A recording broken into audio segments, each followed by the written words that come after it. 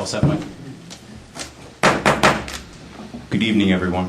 Welcome to the Bristol Town Council meeting of March 30th. If you could all rise for the Pledge of Allegiance. I pledge allegiance to the flag of the United States of America and to the republic for which it stands, one nation, under God, indivisible, with liberty and justice for all. Thank you. We love a packed house. Thank you. We're going to start off this meeting with a presentation to a member of our neighboring town. And I think I'm looking out, I don't know if people at home can see how many people we have here from our illustrious fire department. But they're here to not only support this, but obviously there's something else coming right afterwards. We're very proud to have this presentation and to have this gentleman in front of us. He was part of something that was truly terrible for this town. And we're recognizing him to appreciate all his efforts and energies that he put forth and to help it make it that much less terrible. This is an example of what we need to do as a community and as a government to work closer together. If we look at our fire department, Warren's fire department, our police department, and Warren's police department, the way that you work together is something that we need to emulate. It's impressive. So is Chief Gallinelli, I know Chief Gallinelli is here. Could you come up? Because I'd like to read this citation to you. And if you'll allow me a moment, I'm going to read the whole thing because I think it's that important. This is a Town of Bristol citation. It's the State of Rhode Island Providence Plantations Town of Bristol citation presented to Chief Alexander Gallinelli. And it reads as following. It is hereby known to all that the Warren Fire Chief Alexander Gallinelli receives the appreciation in earnest of the Town of Bristol for his response and support during the terrible events of August 27, 2015, when the members of the Bristol Fire Department were engaged in an unthinkable task of an extrication of a brother member. Chief Gallinelli's response was without hesitation, providing incident support, compassion, and most of all, friendship to the members of the Bristol Fire Department during this time of great loss. He's continually demonstrated his resolute willingness to help his neighbors at all times. The Honorable Town Administrator and the Honorable Town Council, as representatives of all the citizens of the Town of Bristol, on their behalf, extend sincerest gratitude to you, Chief Gallinelli, for his many unselfish contributions to the safety and the welfare of the said citizens of the town. And this is signed by our Town Administrator, Antonio Texera, myself, Nathan Coluro, Tim Sweeney, the Vice Chair, Mary Perella, Councilwoman, Edward Stewart, Councilman, Halsey Herreshoff, Councilman, and Louis Chirillo, Town Clerk. Thank you.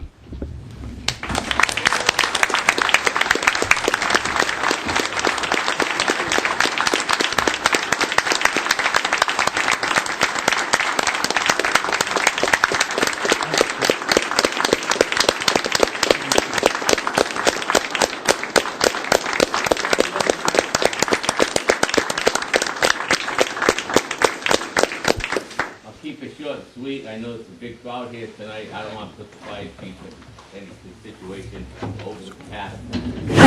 First of all, I want to thank members of the council, administrator, the police chief, and members of the Bristol Fire Department. On that tragic day, it was a pleasure as your neighboring chief to work side by side with a bunch of young men and women to try to do the right thing for one of our brothers. I always said if you put Bristol and Warren Fire Departments together to work at something, I don't think there's any department in this state that could touch us. Once again, thank you very much.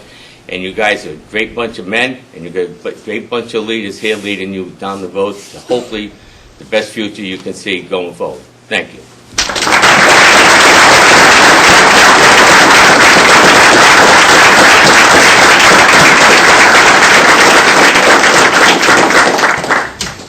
Thank you very much, Chief.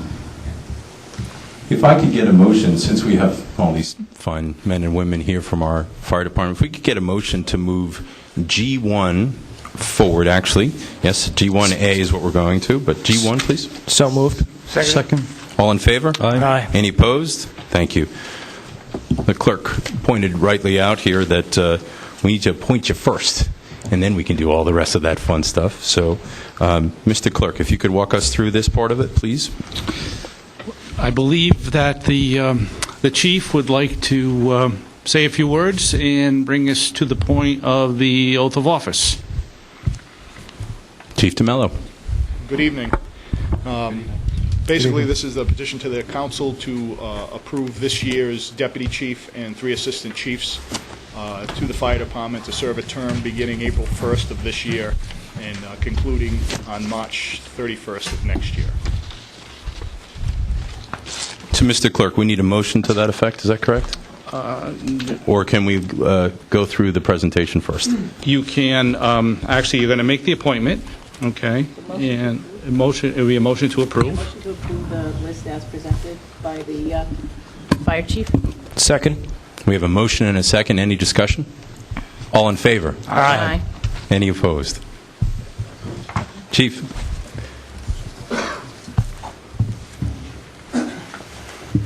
Try to speak loud enough so everybody can hear me. You can grab that mic if you want. Yeah.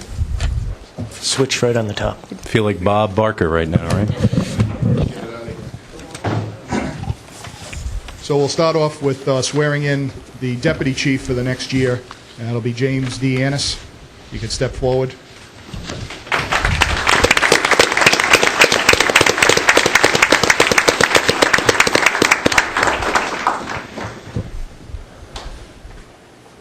Please raise your right hand and repeat after me. I solemnly swear I solemnly swear that I will support the Constitution that I will support the Constitution and obey the laws and obey the laws of the United States of America of the United States of America and the state of Rhode Island and Providence Plantations, and the state of Rhode Island and Providence Plantation, that I will in all respects that I will in all respects observe the provisions of the Charter observe the provisions of the Charter and ordinances of the town of Bristol, and ordinances of the town of Bristol, and will faithfully discharge the duties and will faithfully discharge the duties of the office of Deputy Chief. of the office of Deputy Chief. Congratulations.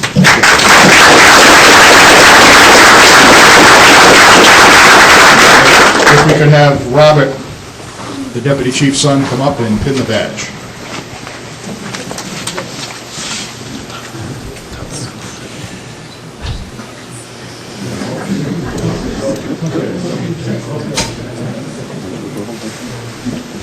Insert pin joke here, right? Nice job, buddy. Great job.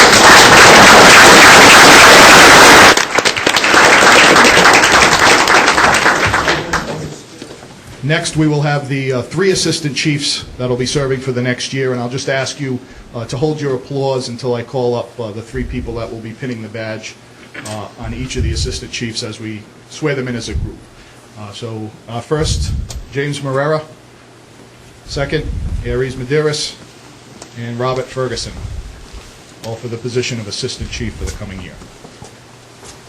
Gentlemen, would you all please raise your right hand, repeat after me. I solemnly swear I solemnly swear that I will support the Constitution that I will support the Constitution of the United States of America of the United States of America and the state of Rhode Island and Providence Plantations, and the state of Rhode Island and Providence Plantation, that I will in all respects that I will in all respects observe the provisions of the Charter observe the provisions of the Charter and ordinances of the town of Bristol, and ordinances of the town of Bristol, and will faithfully discharge and will faithfully discharge the duties of the office the duties of the office of Assistant Chief. of Assistant Chief. Congratulations.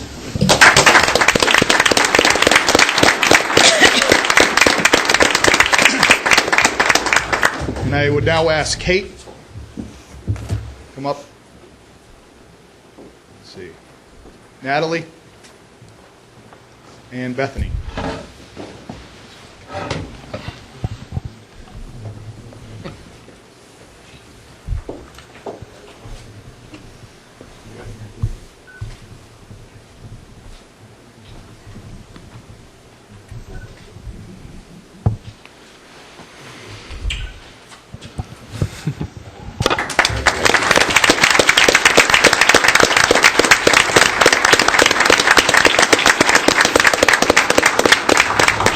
Mr. Chairman, fellow councilors. Very nice, thank you. Thank you. Thank you, excellent. Thank you so much. Congratulations. We thank all of you. Would anybody like to add anything before we move forward? I would just like to congratulate everyone, and Chief, very nice job to have that here. We've approved this many, many years, this list, as you know, but I don't think we've ever had the swearing in here, so that was very nice. Thank you, and thank you all for your dedication and hard work on our behalf of all of our citizens. Thank you. We can't tell you how proud we are of you. Thank you.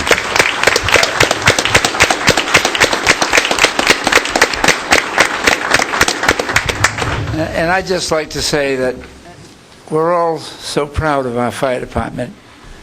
Not only that you're such great people right here, but you're so competent.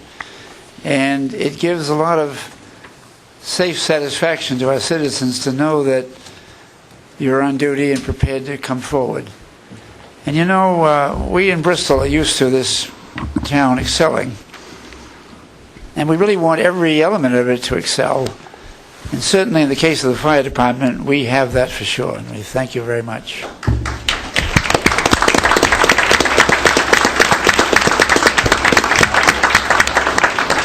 You're welcome to stay for the rest of the meeting, too. So, or, you know, we take no offense. So, Mr. Clerk. Yes, Mr. Chairman and members of the Town Council, the first item on this evening's agenda is the consent agenda. I move to approve the consent agenda. Seconded? There's a motion and a second. All in favor? Aye. Any opposed? Thank you. The next item is submission of minutes of previous meetings, items A1 and A2. I move that we accept those minutes as written. Second? There's a motion and a second. Any discussion? All in favor? Aye. Any opposed? Thank you. The next item, Mr. Chairman, members of the Town Council, is Ordinance 2016-01. The Council will recall that there were some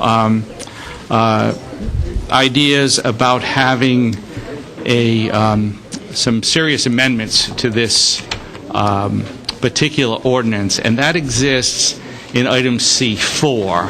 So unless the Council would prefer to do something else, it would probably be appropriate at this point to simply receive and file item C1, or if there's a better motion, then... I would actually prefer it be reject, because we're going to be moving on to another one. So you'd like to reject C1? Yes. That's the motion we're looking for? So moved that we reject C1. Second? All in favor? Aye. Aye. Any opposed? Thank you. Can we ask you a quick question, Mr. Chairman? Of course. I think it would be very good, Mr. Solo, if you could at some point, maybe with a brief memo, explain to us your whole feeling on this. And the other thing we need from the treasurer is an estimate of what it would have cost. And I'm saying this not because of the item we rejected, but to have a little perspective for the future. Yeah, I can certainly prepare a memo, Halsey. I don't know if the treasurer can do something on what it would cost, because this is for the future, like anyone who were to put in energy systems. Well, I'd just like to get a sense of whether it's $100 or $1 million. Let's just have a wild estimate, because we don't want to ever put it through such a thing as this without having some sense of scale. All right, so when we get to that in the next ordinance, sure. So we've rejected C1, so we're on C2. Yes, the next item is item C2, and this is ordinance 2016-03. This is the second reading for adoption. This considers the new sections of the existing ordinance to consider the alcohol use on public property. Mr. Chairman, first I want to thank the Chief of Police and his staff for the findings and recommendations that he stated last meeting. In comparison to other municipalities, because this is an important topic, furthermore, we were going to have testimony from the trust on this topic. They won't be here until the next meeting. So again, I would like to continue this item, Mr. Chairman, and my colleagues to the next meeting in April. Is there a second? Second? There's a motion and a second. Is there any other discussion? All in favor? Aye. Any opposed? Thank you. The next item is ordinance 2016-04. This is a second reading for adoption of this particular ordinance. This has to do with certain amendments to the alcoholic beverage establishment section of the town code. Thank you. Well, I take it this is just a reorganization, some tightening of the existing situation, isn't it? Loosening, I would say, not tightening. Yeah, it actually gives the council more discretion with regard to the number of bar stools based upon a formula of the amount of food versus alcohol that's being served. So before we go too far, this is obviously a public hearing, so I'd like to open up the public hearing before we have too much, or any comment, honestly, from this council. So we're going to open up the public hearing now. Is there anyone here to speak in favor? I know, it's only the second reading,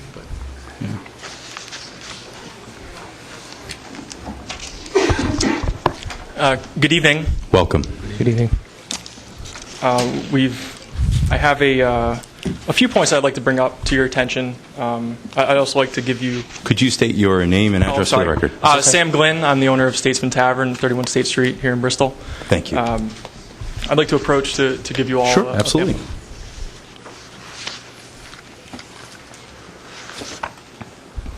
Okay, thanks, Sam. Thank you. Thank you.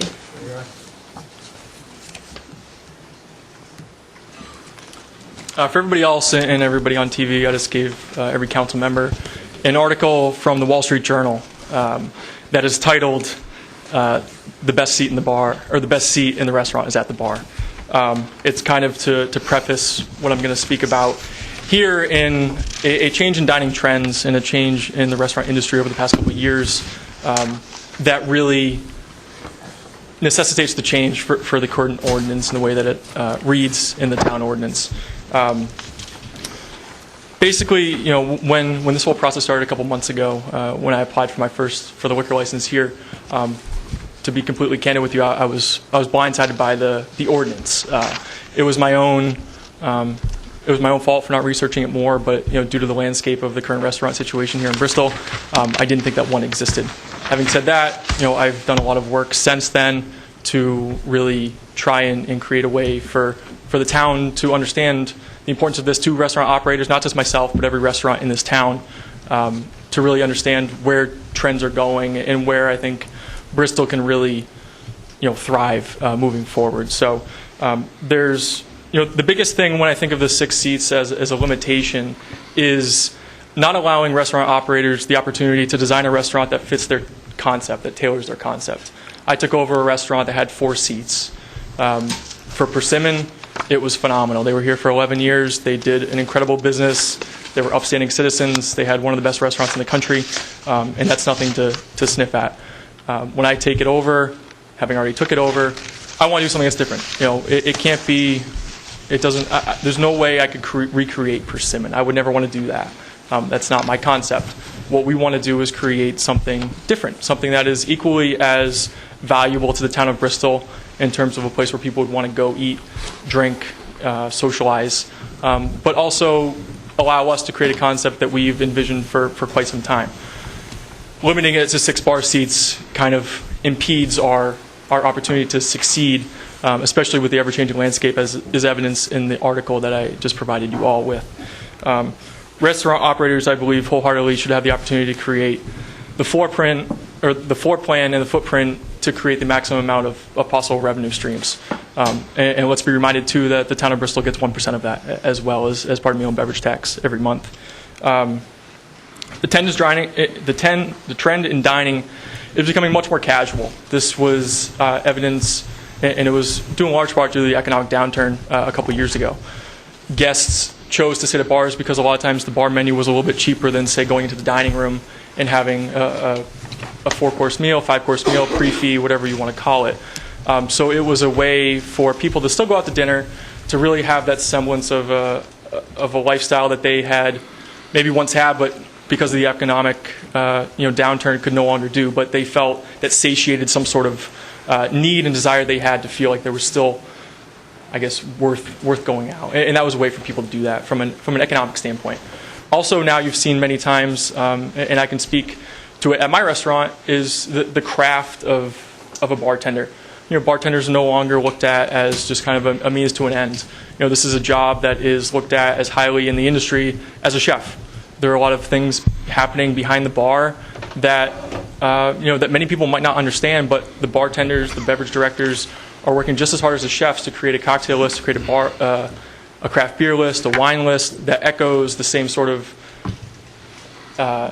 dedication to a food menu. It's not so much pouring in expensive beverages and getting intoxicated. It's more about making a cocktail that is reminiscent of the something that somebody tasted at one point, whether it's a cheesecake like they mentioned in the Wall Street Journal article, or using the fresh ingredients that we could get from up the street at Mount Hope Farm, using those, making a drink out of it as opposed to making food. So that's really where the trend is going. This article that I presented you with was actually printed in 2014, but it's only grown since then. But it's a really in-depth article.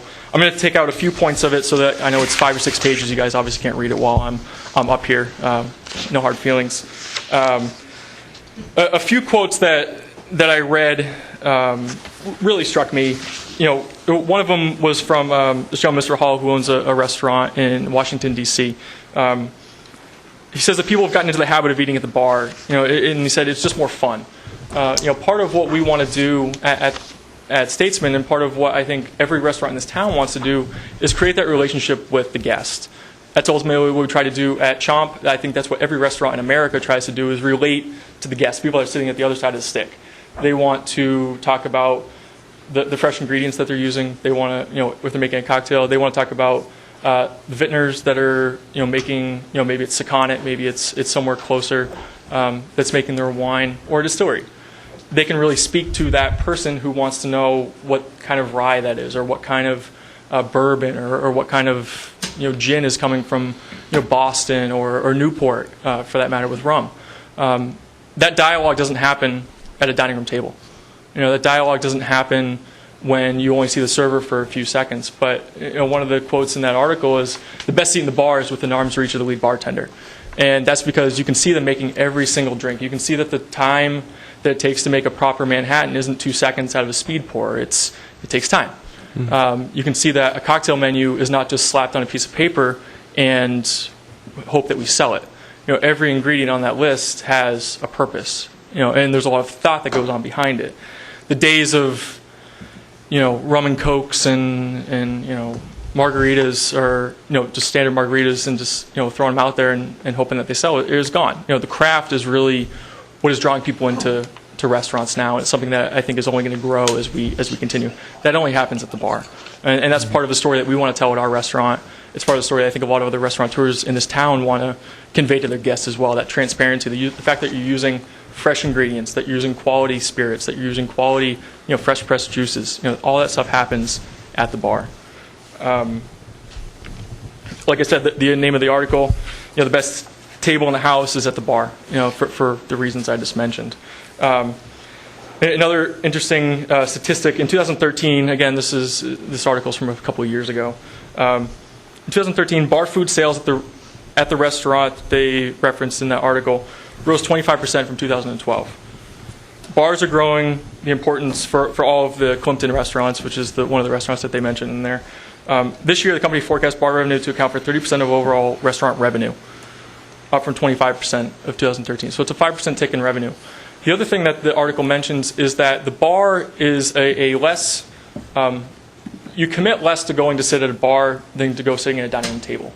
It's a way for restaurants to market themselves. Maybe you're a little bit intimidated by a restaurant. You want to go in there and try it out before you bring your significant other or your family, or for a graduation party or whatever. You want to go in and test it out. It's very non-committal. You go in, you get a drink. If you don't like the way it's feeling, you can get out and you spend $6-7, whatever it is. If you really like it, it's a great opportunity for that restaurateur to get that six top in there for the graduation party, for that birthday party, for the wedding reception, whatever it is. It's a marketing vehicle that restaurateurs use a lot of times without even really knowing it. But it's the psychological aspect of the guest entering the restaurant and getting a feel for it without sitting down for an hour and a half in the dining room without really knowing the concept. So it's a very important vehicle that we use. We certainly use it at Chomp all the time. People come in for the bar. And might have mentioned too that about 100%. We looked at numbers over the past 6 months. About 100% of the people sit at our bar eat. So the days of people going bellying up to the bar and just drinking, I think are behind us. Are there places that do it in this country? Definitely. But I think that the overwhelming majority of people that go into restaurants, they want to eat. They want a cocktail to pair with their food. They want a craft beer to pair with their food. It's not so much as going there and just drinking an alcoholic beverage. Another thing, and then I'll wrap up here. We have a unique situation where we can kind of do a case study on Chomp. We price everything, and it's the way that the trend is going in craft. We price everything at a margin that allows us to be profitable, and be sustainable. These prices are anywhere from $10 to $11 for a cocktail to $6, $7 for craft beer. That sort of impedes any sort of we see it a lot of times. People have 2 or 3 drinks at Chomp and be fine. So people are going much more for quality versus quantity. Like I said, are there people that go out there and to other lower price places and do that? Certainly, but that's the same everywhere in America. It's not specific to Bristol, Rhode Island. I think wrapping up here, I can certainly understand the viewpoint of the town and the reason for the ordinance. I think having given the information that I just gave you guys in the article, that there's a way to do it which is beneficial to every restaurateur in this town, which is also beneficial to the town.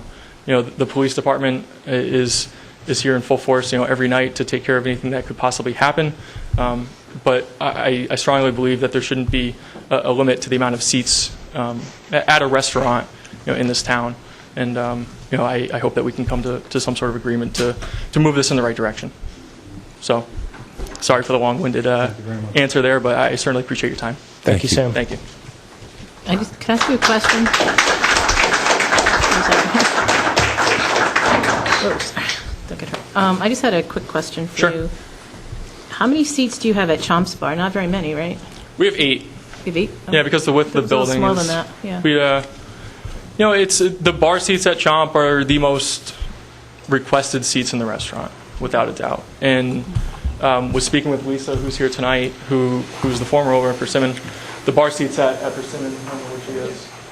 Those 4 bar seats they're booked weeks and weeks in advance. Well, I think Lisa and several of you have persuaded me that, that is like where people choose to sit. I don't have a major issue with this, but I just want to take one moment to provide just a quick refresher on the background of how come those seats were limited. Mm-hmm. At one point, over time, alcohol kind of gets out of hand in some of our establishments, particularly down where you're located. And I'm not suggesting in any way that your restaurant, certainly not Persimmon, because it'd be closed by the time some of this happened. But it is a very, I happen to live in this neighborhood, so I hear it all the time. We're a college town. There's lots of young people, lots of people in the downtown, and there can be, on occasion, not only loud, crazy behavior, but destruction. And so it got a little bit, I think, at one point, sort of out of hand, and a prior council person who's not been on the council for a while, thought was one way to curtail that was to just have service bars only. Mm-hmm. And that's how that came to be.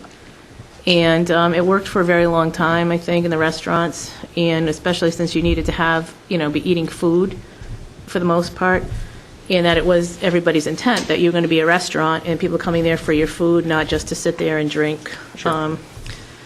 And so I think, and then just, it was this council, I believe, that changed it to the 6. People came in and... So no, it's actually prior. It was prior. Oh, was it really? Yeah. So there was, I think just over time, the question, so there's restaurants that just have service bars, there's some that had bars already because they were, had sort of grandfathered in, if you will, whatever. So I think that's just important to understand. And so I think the idea of the amount of alcohol and one reason why I have an issue with it is because everybody's, and I have no question about your establishment. I've been to your restaurant in Warren. and I don't drink much, but I actually was sold a cocktail because they all sounded so good. And one of your servers, I was at a table, he's like explaining to me all the like muddled this and that, and the fresh juices, et cetera, et cetera. So, so I had to like give it a shot, but. So it works, Sam. Very, very rare do I do it, and especially if, like, say very rarely do I drink because there's just other. I don't like doing it that much, and I don't. I'm glad I don't because it's expensive. So when you said $6 to $7, I was like, oh, cocktail for $6 to $7? I don't think so. But And to speak to that too, there's many people just like yourselves who will go out and have one quality beverage that has muddled sage and homemade simple syrup and fresh juice, and maybe it's gin or vodka. You have one, and it's it's $10. It's expensive, but that also kind of curbs.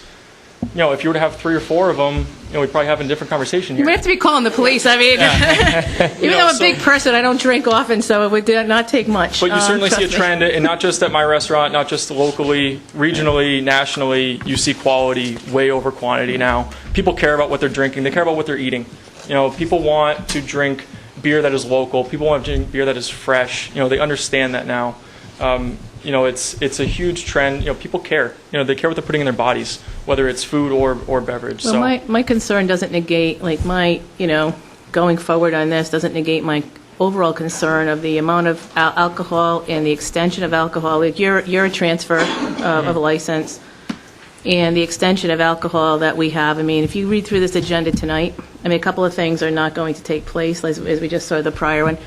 Pretty much this agenda is alcohol related. And, and I think there's some serious concerns that I have in general. But I do have a question for Mike, and that is, why did we drop the percentage, the ratio of alcohol to... Mike, and Mary, if I may, I want to make sure that we go through the open... Oh, I'm sorry. It's okay. I want to go through the public hearing first and hear both positive and negative, sorry. and absolutely Okay. we'll go through that. So, thank you, Sam. All set? Yes, thank you. Thank you. Is there anyone else to speak in favor? Is there anyone else to speak in favor? Please.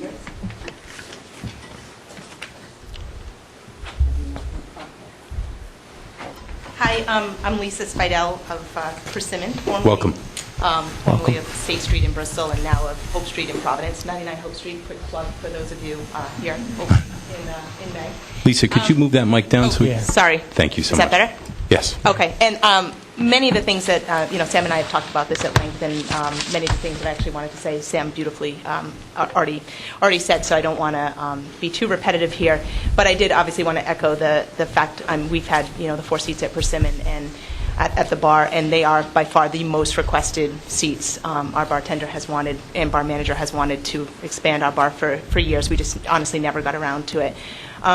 So it's something that it's really just an issue of interior design. Whether you sit at a high top, whether you sit at a table, whether you sit at a bar, I can assure you after 11 years in business, you don't drink anymore. Just like if you were at home and you sat on the porch, or you sat in a couch, or you sat at your dining room table, it's not like you suddenly start going crazy. So, and I can certainly attest to that. So, I certainly agree with everything that Sam beautifully said.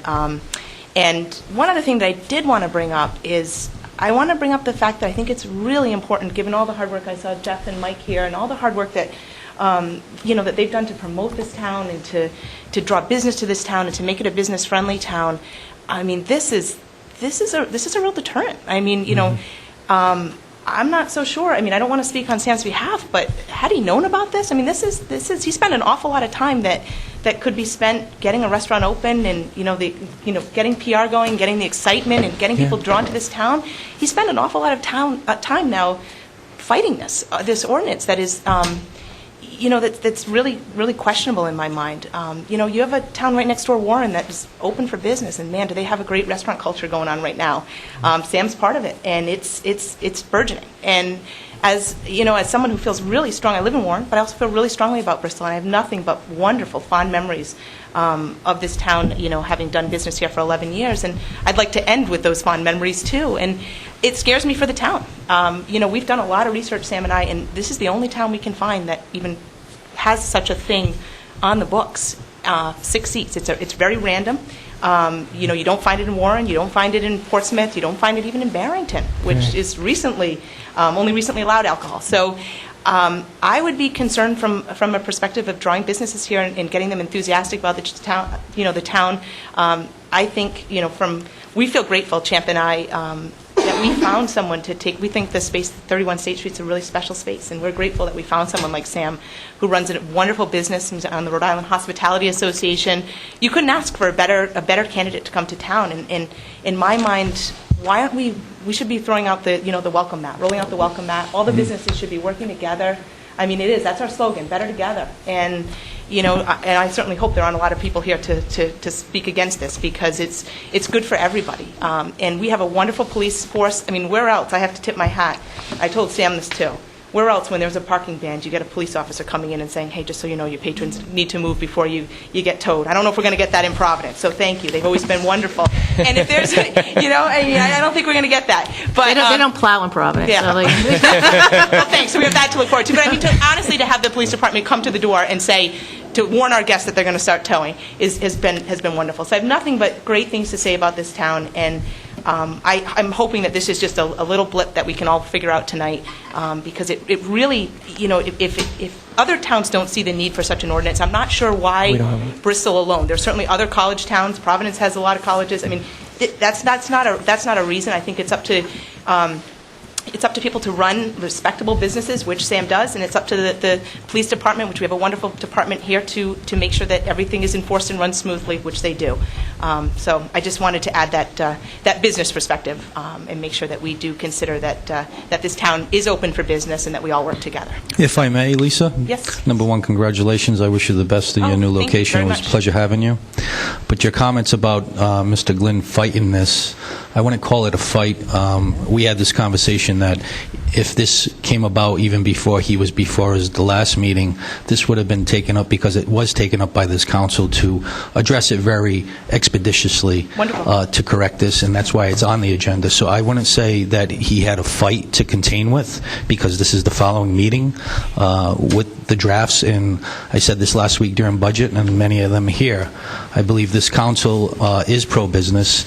We have been revising ordinances for the past 2 years, because we are looking at them to try to be ahead of the game, and I believe we've been proactive with all the business climate on the needs and hearing all the businesses. So I just wanted to make that statement. Fantastic. Well, hopefully we'll get it done tonight then. Wonderful. Thank you. You very much. Thanks for your time. Thank you. Is there anyone else to speak in favor? Please. Michael Burns, Metacom Avenue. Welcome. Thank you. I'd like to echo Sam's comments and very much echo Lisa's comments. And I would only say that we have put a lot of effort, and I know you have put a lot of effort, the council has, in reducing the regulatory environment. And I think that's a major point of economic vitality in the town, to allow people to run their businesses within a framework, but to allow them a lot more freedom to run those businesses. I would just suggest that if this is in any way a problem, that we don't throw a blanket over the issue, that we go directly to the individuals or institutions or venues that are causing the problem, rather than put a blanket over everyone else. And that's all I would say. Thank you very much. Thank you. And Mike, I just want to let you know, to your point, we do that. We've had an instance where that has happened, and we've taken action right away. Yep. And the chief has been great about calling us up about it. And in time I've turned my 2 terms, that call has only happened once. That we've had an incident. Other than that, from what I understand, we don't have a problem. You know what I mean? Our restaurants are very responsible. So if it's not broken, how does that go? Yeah. Is there anyone else to speak in favor?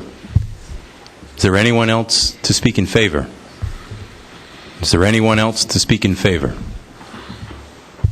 Is there anyone to speak against? Is there anyone to speak against? Is there anyone to speak against? Motion to close the public hearing, Mr. Chairman. So moved. There's a motion and a second. Is there any other discussion? All in favor? Aye. Any opposed? I'm opposed. You are opposed to closing the public hearing? Oh, not closing the public hearing. I want to Okay. discuss the ordinance. Oh, absolutely. Oh, yeah, we're just- getting sorry, there right sorry, now. sorry. No problem at all. Yes, we close it. All right, so we just closed the public hearing, which means that it's open discussion now for this council, and I'm going to open it up to my colleagues. I'd like to first of all ask, who wrote this revised ordinance? Is that from the solicitor? It is from the solicitor. Yes. Well, now, in the first paragraph, it says 6. In the last paragraph, it says you can appeal for something else. Well, what we wanted to do, Halsey, is when the ordinance went into effect that restricted it to 6, that was for new licenses only. And basically, we're saying anyone who is grandfathered in, if they want to get around this, the only way they can do that is if they now follow the new rules, if you adopt this. So You mean they have to reapply? Well, when they renew their license, if they already had it, and if it was grandfathered, and they want to get out from under the 6, they would then be subject to the new provisions, and they wouldn't be grandfathered anymore. So that's why that first paragraph says that any establishment that had a pre-existing license that allows a closing time later than 11 p.m. Those are the old licenses. Many times when you create a new license, you have the ability to add conditions to that new license. And in many instances, you've added a condition that you must close at 11. So we just wanted to make sure that we distinguish between those who are under the old rules versus those who will be under the new rules. So it's important to... But let's say if I understand you precisely. Suppose there's an establishment that has 12 seats, let's say. Does that mean that within a year's time they've got to come to the council and ask to continue that practice? No, they are grandfathered. The license that was issued many years ago did not have the restriction, and because it's a property right, we could not impose a new restriction on them now. However, if they wanted to transfer or a new license holder comes in, then you can do it. Now, what if a place that, say, has 6, which is new, 6, and they want 12? They can come in, they can prove to you that they meet the ratio, whatever the ratio is going to be, 50-50, 60-40, or whatever. If they prove that to you, you can then listen to them, and you can decide it would be 12, 8, 4, 2, 10.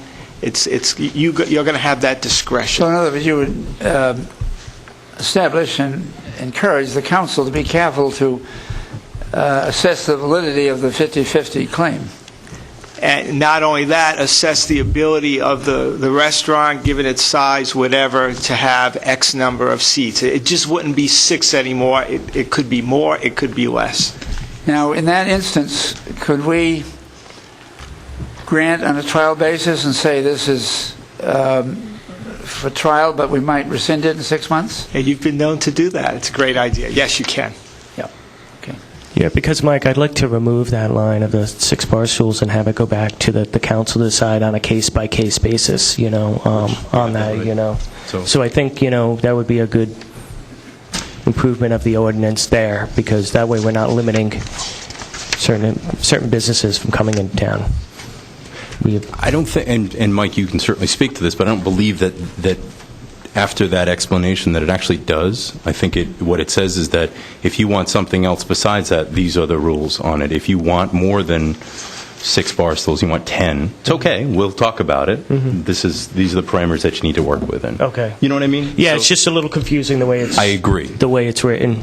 Maybe if that could be addressed. So what happens to the people that are currently in the other situation? They can come anytime, or they have to wait till December? No, they can come at any So time. any other restaurant that's We been just in this have to advertise it, between the yes. 4, 6, none, they Yeah. can all come in? Sure. So we're talking about the seats, which I support my Councilman Sweeney's comment. There's another section of standing versus sitting at a bar, and we're talking common sense of reality today is if you go take takeout and everybody's sitting at the bar and you're waiting for your meal, I don't know about anybody else, but you usually ask, would you like a drink while you're waiting? And you have a drink. So I would be in support of removing that also. I would agree. So Councilman Stewart relates, he's talking about the line that says, no alcohol shall be served to or consumed by standing patrons. And I actually agree with that too. So, meaning removing that. So my question is, why the ratio change from 60/40 to 50%? I think That was from me. Yes, Nathan asked for that. And the reason why I asked for it is, of all the limitations or requirements, is probably a better way to put this, that was the one that I heard the most of from local restaurant owners, from non-local restaurant owners, from economic development people. In fact, I got an email from a restaurant owner asking that specific question. And the research that I've done, the 60/40, which is, for clarity, our sidewalk alcohol use permit requires 60% food sales, 40% alcohol sales. That can't be any greater than those. But for the inside, it sounded like most of the restaurants, at least that I spoke with, were on the cusp of that. And I think this is a really important key, at least in my head, which was that we're not trying to kick people out. This was to make sure that there are teeth, or is teeth in the ordinance if it's needed. So if there's an issue, if someone is a bad neighbor, for lack of a better term, this is one of those situations that it kind of speaks to the old ordinance, which was in 2011, said we don't want this many bar stools, not necessarily because of the bar stools, but because of a liquor issue. So this was a way to make sure that there were systems in place if needed. And it is proven on a year-to-year basis. So even if we don't look for it, it does need to be proven. And on a side note, it is required by insurance companies anyway. So it is not an extra step. It is something that is required anyway. So we're asking for that information. And again, on a side note, the 50/50, we don't care how much sales there is. We just need your accountant to say, yes, they've achieved these goals. It's okay. So we're not looking to see what somebody made or didn't made. That's not what the goal is. So did I answer your question, Mary? No. Yes. Great. And no. Yes. And no. That was a great explanation, though. You created many other questions. Close the So let public me just hearing. go back to this and what the history is on this, because I thought, wasn't there some difference between like the bar licenses versus the restaurant licenses? I mean, isn't the food in the ratio the issue between whether you're classified as a bar or you're classified as a restaurant? And our view has always been, if you're a restaurant serving drinks, we want people eating, and we don't want, versus the bars that are microwaving some food and serving food. I mean, to me, I think that's a bad road to go down, to be able to not really have a distinction between those two. Believe it or not, under the state rules, and we're guided by those, and your ability to grant licenses has been delegated by the state, there actually is not a difference in a B or a BV license between a quote-unquote bar or restaurant. All they recognize is the fact that it's called a retailer's license. It's not even called a liquor license. And so there is no distinction. However, having said that, I think this council, as well as others, have wanted to be able to control the situation in quote-unquote bars where people are mainly going in to drink, as opposed to people who open up a restaurant and you mainly go in, which is why you started coming up with these rules, but the rules have to apply equally across the board. So you can't have one rule for a bar and another rule for a restaurant. Going forward, whatever rules you create have to apply equally. So hasn't this been under your guidance that we've gotten to that 60/40 percentage? Yeah, the 60/40 is what was in there when we first went with outside. Is that just pertaining to outside? Like, what is Right. our Yes. indoor relating to over the years? Have we been silent on that? Yeah, I think we have. I don't think we haven't really spoken to the issue indoors. We were concerned about outside not becoming bars. But I think, to Mary's concern, and I'm not sure if this addresses it or not, but the two other conditions of having a full menu, I think that speaks to that concern, and it specifically says that you can't just heat up something. You have to actually cook it there, and I think that's a massive distinction for a restaurant. The other part, and for me personally, this was the key, is 11 o'clock. Closing at 11 o'clock. That's not a bar anymore, at least in my head. And obviously my colleagues can disagree, but I think that was, for me, the absolute change.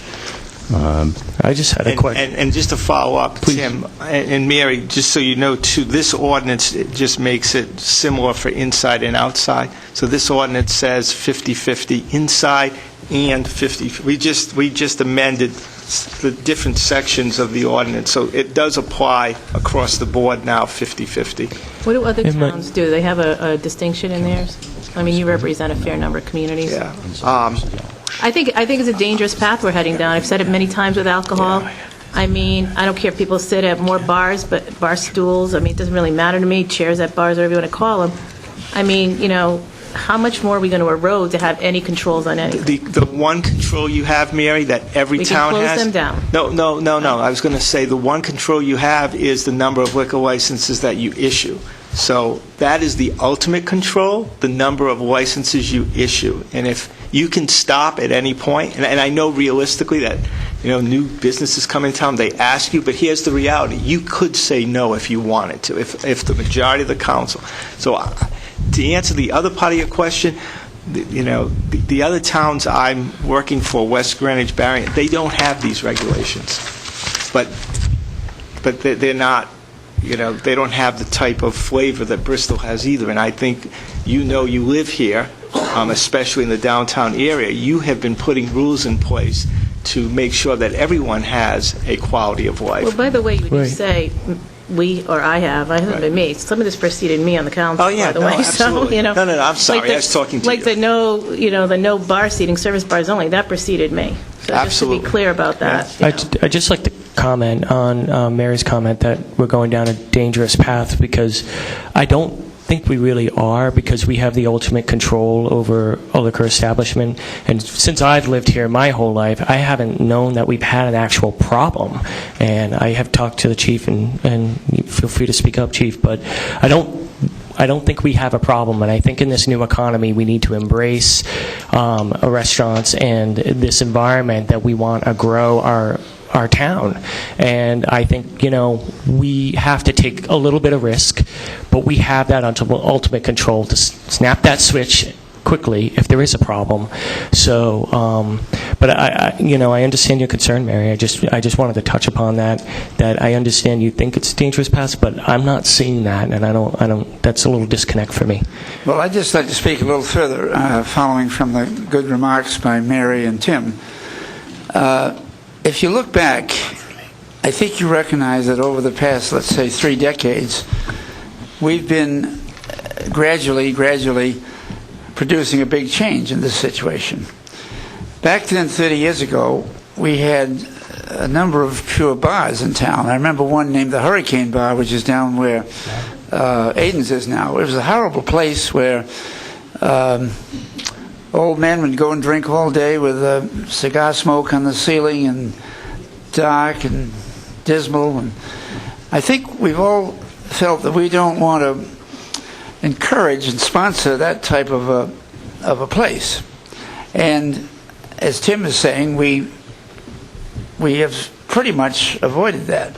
And I think that as this evolution has come from few alcohol locations to quite a few more, I think this council and others have done a pretty good job. We've made a few mistakes, but by and large, we've allowed this evolution to go in baby steps rather than any big jump forward, which isn't to say we shouldn't continue to be just as careful and just as watchful now and in the future as we always have been. Mm-hmm. But I think that the testimony you first gave about the fact that people like to sit at a bar is true. I see that in a number of places that all of us visit in town. So I think we have to begin to be a little flexible, but we can't open the floodgates to the point that we allow a quick change as something we have to shut the gates on again. So I think that my own feeling is this maybe needs another 3 weeks of look at before we absolutely finally pass it. But I think the trend is something we should sponsor as long as we control it. I don't need convincing, due to the fact that all my colleagues made statements where I think they're trying to convince themselves, and they answer many of our own questions, because we sit here time after time with new businesses. We know the bars and restaurants that exist. We know the difference between a bar and a restaurant. As Vice Chair Sweeney said, every case comes in front of this council. We could put you on a trial period. We could put conditions. We look at your floor plan. We look at your menu. I think common sense prevails by looking at all those aspects that we come to a conclusion what a bar and what a restaurant is. It's how to adapt in today's realistic common sense fashion. And that's what we're dealing here with. And we have a great police department. We know our business climate. We know our people that live here give us the feedback. We know we're vigilant, and we know we can always change things if that happens. So I don't need convincing or 3 weeks. I feel this is a proactive measure. We talk about many people with the economy. We talk about bringing more accommodations. When you bring more accommodations and you grow your economic climate with businesses, you're going to have more salespeople. I know firsthand when I travel and I eat at a bar, I'm talking to salespeople for companies that are in the city or in a town. They're visiting, doing a sales job, and they eat at a bar because they're not going to sit by themselves at a table. So I think it's just fashionably that, instead of 6 bar seats, and then we're promoting our restaurants, and then, you have these people come in and, well, sorry, we don't have any seats for you, or you could sit by yourself. I know it happened to me in Montreal when I Googled a restaurant, loved the menu, and I went, and they didn't have a bar, so he goes, where you going? I go, well, I'm not going to sit by myself at a table. So, but you have to finish that story, and then he said, I'll sit with you, right?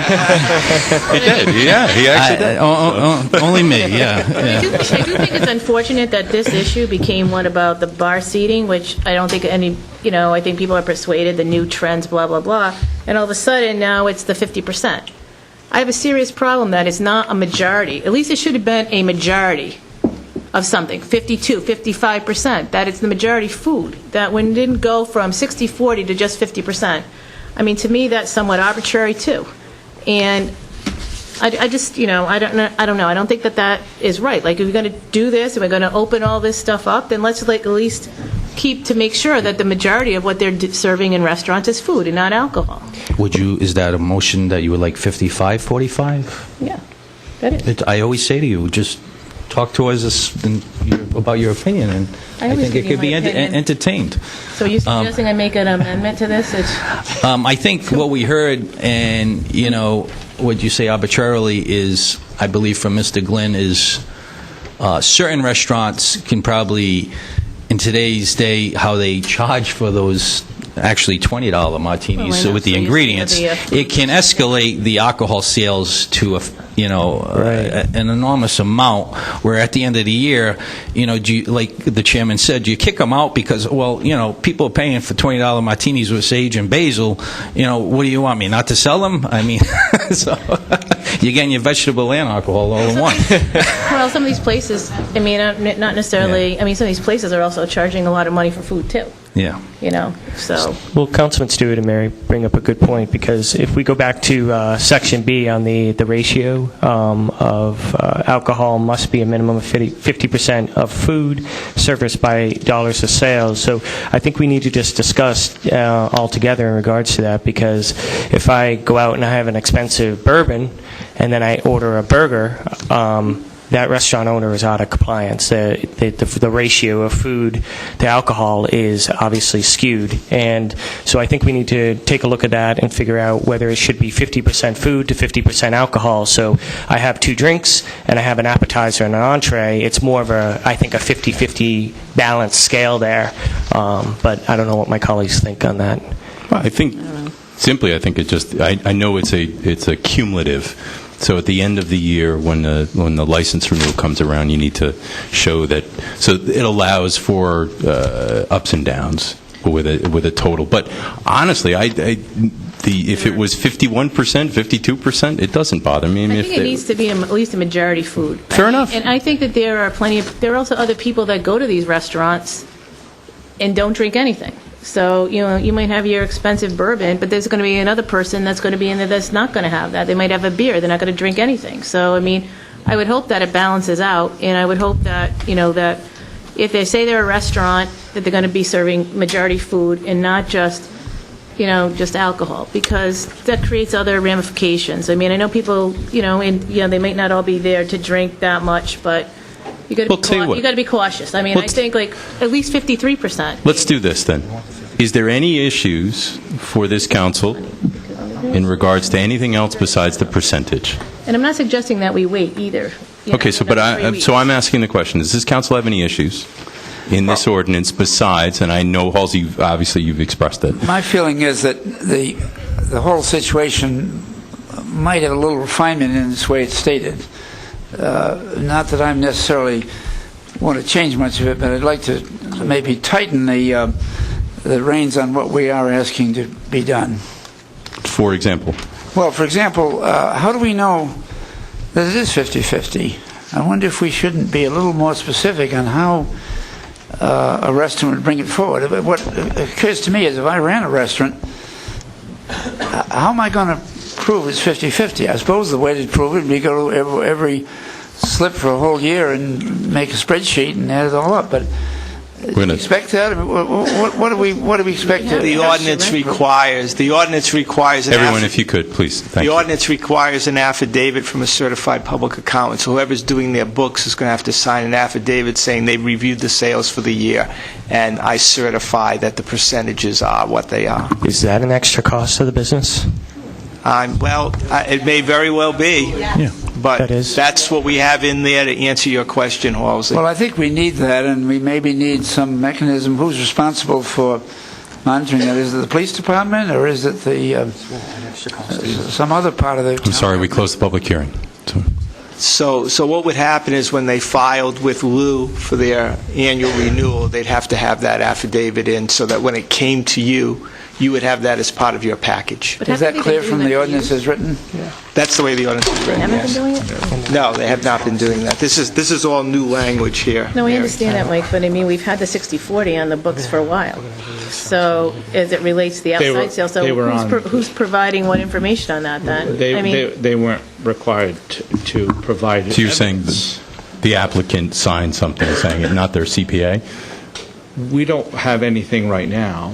Okay. We'd have to put something into process.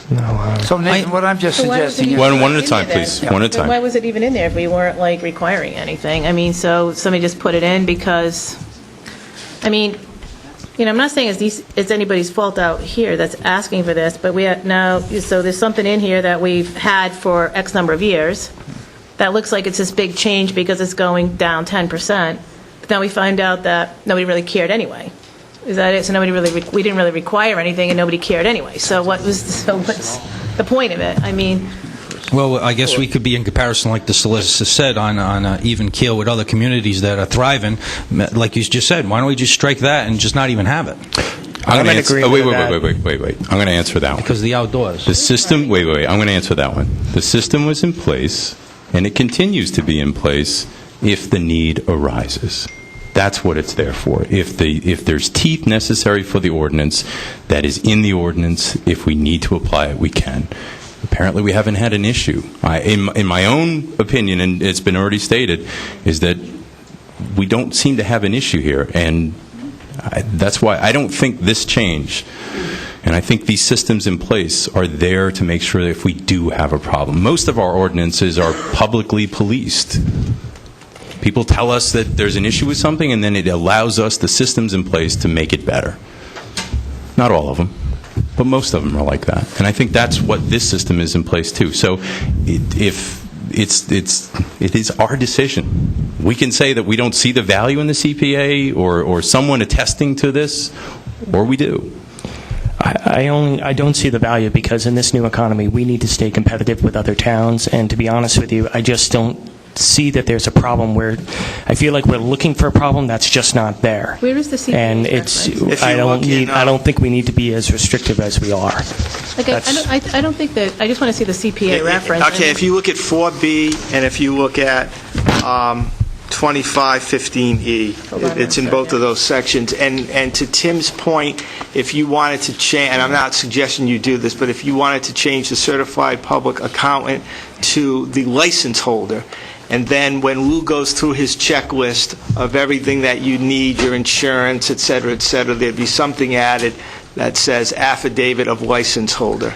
I think That would take the CPA requirement and the extra money that it would cost away from the businesses. I think that would be fair, and I think that if it is, if there were, I don't know if there would be a language you'd put in there that, I people agree. I were think found that would help. deliberately, lying about that, so, attesting to it when it was clearly false, that there could be some ramification around their license. I mean, that's the revocation issue. If Is it not assumed in this language that there is ramifications to that? with every single requirement, Right. all the way through, if you don't follow it, you have the ability to hold a revocation I hearing. don't think we need the CPA. Well, we can part of change it. that to I like it. signed by the license holder in both 2515E and also in Section 4B. We'll change those to by the license holder. Could you have notarized, please? Because what I want to Yeah. know is if this is if people are coming to us saying that they're restaurants, then I think we need to know that they're restaurants and that they're serving primarily, or a good portion of their business, majority of their business is food related. If they're saying that they're opening a night, a bar type of thing or something else that, a tavern, then that's a different story, but. So I would ask for a motion. I think we've gone through all of this. So my motion is to change the 50% to 53%. That's not a motion, that's an amendment. So you'd like to amend it to 53% food, is that what I hear? Yes. Okay. So is there a motion in regards to second reading of this change in our ordinance? But what has to go first? You the should really motion? have any amendments first. Well, thank you for the clarity point. Right. Okay, so that amendment needs to be voted on, is what you're saying? Yes. Okay. We could do them one at a time because I count 3 so far. So if you could, let's put them all, if, You want me to tell you what they all are? Yes, All right. please. The 3 are as follows: to delete the provision that says no alcohol shall be served to or consumed by standing persons. That would be deleted. Number 2, certified public accountant would be changed to license holder. And number 3, the percentages would go from 50-50 or 60-40 to 53-47. Upon those amendments stated by the solicitor, Can't we do them separately? yeah, we can do them separately. you want to do it separately? So we're going to go with the first one, which was the percentage change. Is there a motion to approve that percentage change to 5347? So moved. Second. Any discussion? All in favor? Aye. Any opposed? I oppose it. I think 50-50 is a much simpler thing, and why change it? I'm fine with the 50-50. I mean, Yeah. I mean, we want to make this pretty straightforward. And Too late. All All right, so we're going to go to the second amendment. 50, that passed. That was 4-1, I Well, heard. whose second was it? It was Tim's second. yeah. that's Okay, fine. but did he oppose? Pardon me? No, The he opposes I Halsey. oppose, yeah. Halsey Halsey opposed. opposes. Second amendment was? The second amendment is changing certified public accountant to license holder. Well, now, would it be good to say, by the license holder, based upon a valid certified accountant? Well, I'd like to have both. The license man... I think, here's what we can do, Halsey. Since it says affidavit, they have to swear to it. So if we find that there's a false affidavit, then you're back to your revocation hearing. Well, I think it's right to put the onus on the license holder. Yeah. Okay. So is there a motion to that effect? So moved. So moved. And there's a second? Second. Okay. Is there any discussion? I just have a quick question on Please. the license holder. So the license holder is the owner of that restaurant, would provide any, and that takes away any extra costs to them having to go out and get a bookkeeper, CPA, and all that That's right, stuff. because the license Okay. holder has to file the application and the renewal. It's- And trust them with everything else. Why not this, right? And I want to make sure it's removed from the... there's an sections. There's in the outside dining portion Yes. of it as well. Yes. It's being removed from 4C and 2515E. Okay. Is there any other discussion? All in favor? Aye. Any opposed? Thank you. Third And one? the third one was to eliminate the sentence that says, "No alcohol shall be served to or consumed by standing patrons." Is there a motion to that effect? So moved. Second. Is there any discussion? All in favor? Aye. Any opposed? I'm opposed to that. Okay, so we have 4 for, 1 against. I believe the fourth one was the removal of the Six bar stools. as Vice Chair stated to Okay, begin with. so we need, That was the cutoff point. That was I think the way the language reads right now is that you need something to say this So effect, it'll be this more. comes in effect at this point. all right, so let me, I want you to understand why that's in there in that first paragraph. So this applies to restaurants that stay open after 11 p.m. at night. So these are the restaurants or bars that stay open till 1. And the reason that's in there is I thought you wanted to still control those places that have the ability to stay open till 1 and therefore probably not a restaurant. Because restaurants are going to... When you give out a new license to a restaurant, you say you must close at 11. And so if you are under that rule, we're now going to give you flexibility on the number of bar stools. But if your establishment has a 1 a.m. license and you can't reduce it, the current rule is no more than 6. So that's the only reason it's in there. If you understand that and you want to take it out, we can take it out. Does that give clarity? Well, I think that's... Good No, assurance. it's assurance, plus it gives I'd like to ask you another the question ample... about that. What if you have an No, it gives us the establishment with flexibility either way. 15 seats? As long as he gets his seats. Right. Does that mean when it gets to be 11 o'clock, you've got to leave No. some vacant? No, because these are the old, I'm going to call them the old licenses or the historic licenses before you put the new rules Well, in no, I'm place. not talking about that. Oh, okay. Supposing somebody comes along and wants to open a new place. Yes. And they put in 15 seats. But then they're required under this ordinance, wouldn't they be at 11 o'clock to say we've got to leave 9 of them vacant? Yeah, when you grant that new license, Halsey, you will be putting the 11 o'clock time limit on it along with the number of seats. You'll have the power to do that. But I just rather think that we may be getting into a bit of a dilemma for an establishment if they want to have more seats before 11 than they have after 11. But they're going for an 11 o'clock closing. Right. So they're going to have they won't be able 50 to. seats, but they can't stay open past 11. And that way you just encourage restaurants as opposed to the bars. Well, this is going to cause us some trouble, but I guess we can cope with it when it comes. It's up to you. Can we just clean that verbiage up as far as like what that actually states?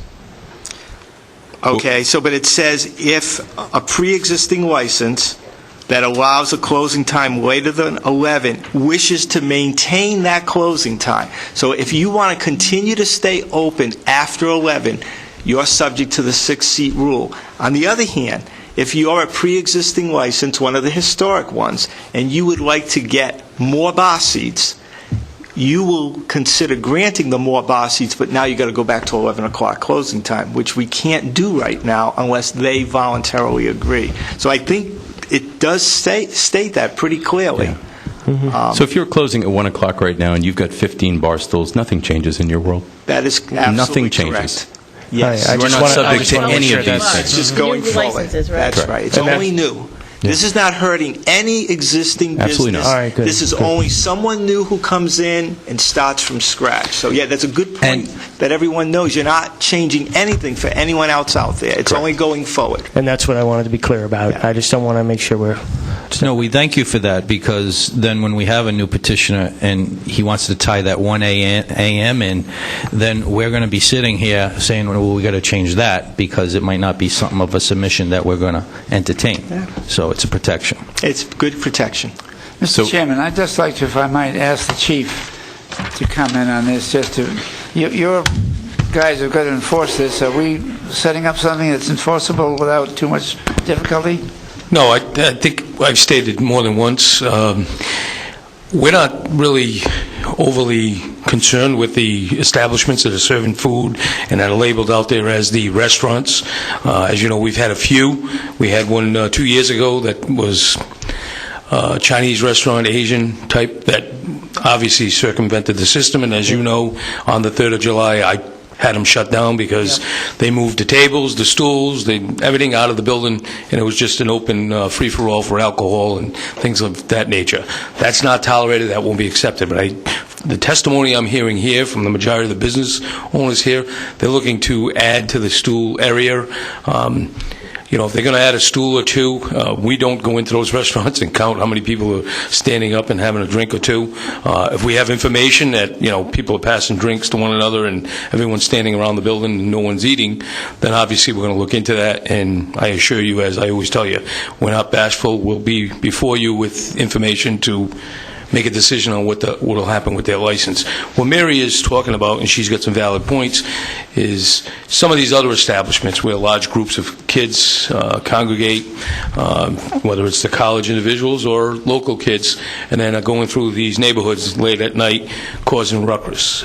We've had that, as you know. We had an establishment about 6-7 years ago where there was 34 minors that we arrested for serving alcohol in one establishment.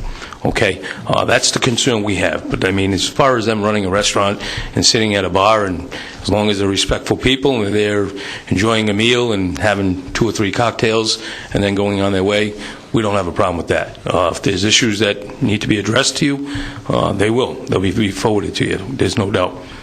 So I think we, like anything else, this should be a trial basis. We move forward. Let's walk before we need to run, and let's see where we're at 6 months or a year from now. We may need to tweak it and modify it again, and I know that we'll all do our due diligence to make sure it happens.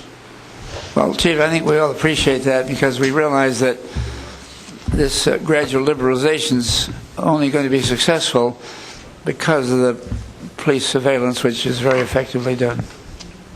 So what's this council's pleasure?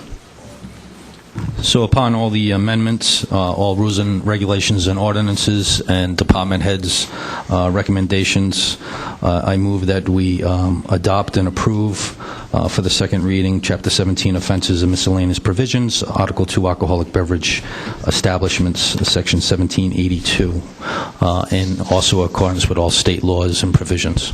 And it just happens to also include 25-15. And attach 25-15.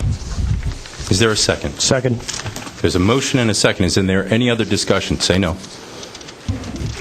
I'm just kidding. Is there any other discussion? All in favor? Aye. Any opposed? Thank you.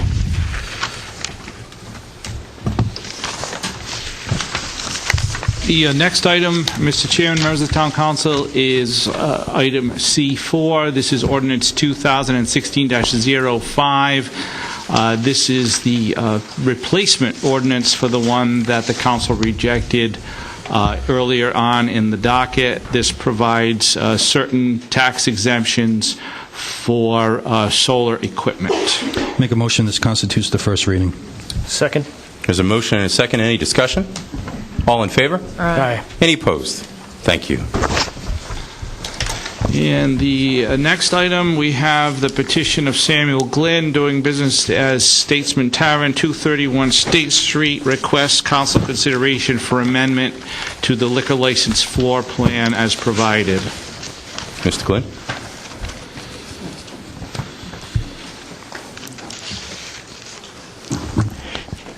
If you want, you can incorporate all his previous remarks into this hearing. I'm actually going to do that for expeditiousness, if you don't mind. In the sake of time, I'll refer back to everything I just said.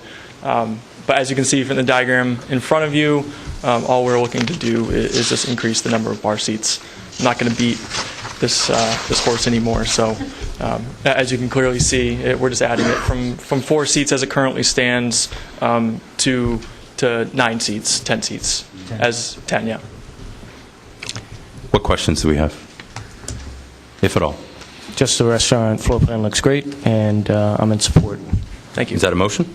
Yes. Is there a second? Second. There's a motion and a second, and I'm going to say this.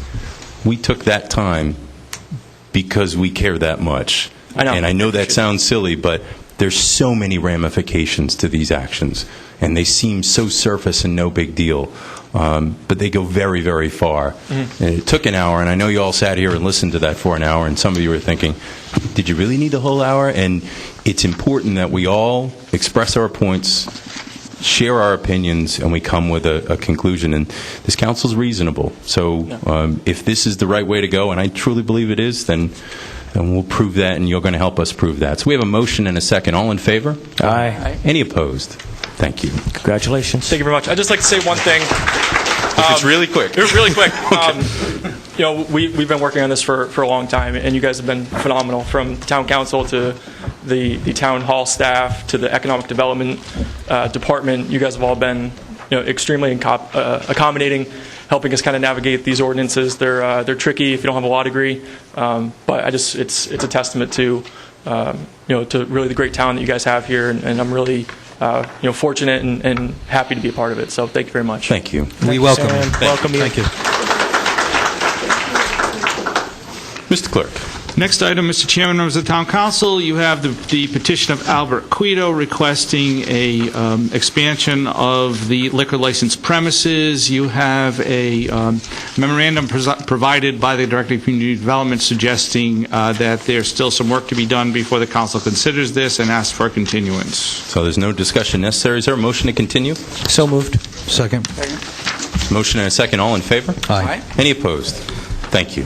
And I'm sorry, Diane, when should it be? That's a great point. Based upon... Do you need a couple of weeks? It's 2 weeks to the next meeting. Would you like to extend it further than that, or will we wait till you bring it back? I would like to wait until we bring it back. Hey, was this advertised? No. Oh, okay, fine. All right, you're good. Okay. We will have to bring the lease agreement back to the council, so then we'll know that it's ready to go forward. No problem. Could I just ask a question on the alcohol-related, because I think it's part of this, like, if that's like state property technically, which I had to get clarification from Diane that was, is there a prohibition on alcohol on state property then? No. In that No, area? there's Alton Jones campus in West Greenwich, and going back to one of my other towns, alcohol is served there, and the town council issues the license, and it's all state property. Thank you. The next matter is item D3. This is the petition of Adelino Costa requesting a one-day dancing and entertainment license for May 13th, May 14th, and May 15th. You have recommendations provided by the town administrator, fire chief, and chief of police to approve with certain conditions. I move approval. Second. And we have a motion and a second. All in favor? Aye. Any opposed? Thank you. I had to look at this twice to make sure this wasn't a repeat. So. The next one also from the Holy Trinity Committee of St. Elizabeth's Church. You have a similar request for a one-day dancing and entertainment license for May 20th, 21st, and 22nd with similar recommendations. Move that we grant approval Second. with the conditions. We have a motion and a second. It's coming up. All in favor? Aye. Any opposed? Thank you. Next is Tyler Almeida for Dirty Water Pub, 198 Thames Street. Request council consideration for a one-day Sunday dancing and entertainment license for April 3rd, 2016. You have recommendations provided by the town administrator, fire chief, and chief of police, all to approve. I move approval. Tyler isn't here, is he? No. Okay. Second. We have a motion and a second to approve. Any discussion? All in favor? Aye. Any opposed? Thank you. And the next is item D6 from Councilwoman Perella requesting council consideration for further consideration of a Class BV limited intoxicating beverage license for Bristol Buffet. So I think most of you have pretty much made the point already in relation to this in your very explicit support of restaurants and other and dining establishments in town. And it's a little unusual for me to be promoting this, but as we've had discussion at least 3 other council meetings on this, and that is a new restaurateur in Bristol that has had 2 establishments in Warren and has, I think, continues with one Luke's Inn, has never had an issue, has been before us on 3 occasions looking to get a liquor license in order to be able to maintain his restaurant and to be profitable, as we've heard from all of the prior applicant and many other applicants throughout the years. So at the end of the last meeting, there was some discussion by my colleague here, Councilman Stewart, about what about a BV limited license. And before he was really able to answer that, we had put him off to another 3 months. There was concern that the police didn't have maybe the manpower or the person power to take on another establishment. In speaking with the chief and with Mr. Luke, who is here, he is more than willing to take on a BV limited, a beer and wine license. to at least get started on that process. So I would ask the council that that we, establish, if we need to, an ordinance to establish a license and to be able to move forward with that. Because I think even though this restaurant is not in the downtown area, I think it is a family establishment that people are, do go to. And given its location, I think they're used to being able to have a glass of beer or wine with their food, and are not familiar with the fact that they will not be able to do that, and that it's BYOB at this point. My personal view on BYOB is that that's probably a worse situation for controls than it might be with having a license. So I asked Mr. Luke, after I spoke with him and with the chief about this issue, with the council chair, Councilman Councilman Sweeney as well, I asked Mr. Luke to attend tonight so that you can hear it from him that he is willing to take this that he would be happy to start off with a BV Limited, which is what we have done in many, many instances for people new to Bristol. However, I don't think that people thought that they would have to go that route only because he has a long reputation in the neighboring community. So with that, I don't know if either anyone else wants to comment on this, or if you want to hear from Mr. Luke himself. Well, first, I would like to give our heartfelt sympathy, Mr. Luke, to your legal counsel and a very good friend to the town of Bristol on his passing, Mr. Robert Healy, who impacted many people, not only in Rhode Island, but throughout the world. He will be missed and cherished. So I first and foremost wanted to extend the sympathy to him and his family. And yes, Councilwoman Perella stated, and this is no ill intention, it's just I want to just be careful up front because it's good intentions of your agenda item, and it's a good discussion to have because last council meeting I suggested going that route, and there was extensive conversation to the safety of the community with the police manpower, but I guess there's other discussions that took place on the difference between the BV Limited and the full BV class, and going forward, I guess my questions as a counselor is, with the proper protocol, even as submission from a counselor to do with this topic, would it have to be submitted as a petition from the applicant going forward to request from the council an addition of, and I would ask you, Lou, do we need to add a BV Limited? The number stands right now? There are no licenses. So we would be adding,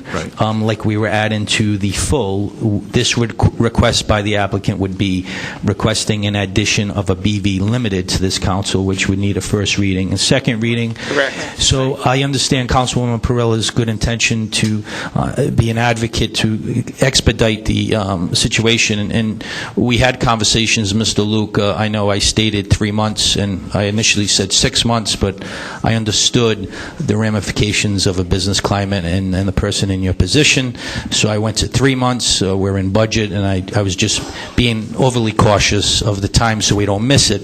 In the meantime, with the conversations, we actually discussed, let's try to have that workshop as soon as possible going forward, because I actually said we have to be careful with these licenses, whether it's be treated as a commodity like I had brought up the last meeting, but also in your certain situation that, well, the questions arose is we don't want to handcuff ourselves as a town of any other new applicants like yourself coming in and having the discussion. So I think it was a very healthy, lively conversation.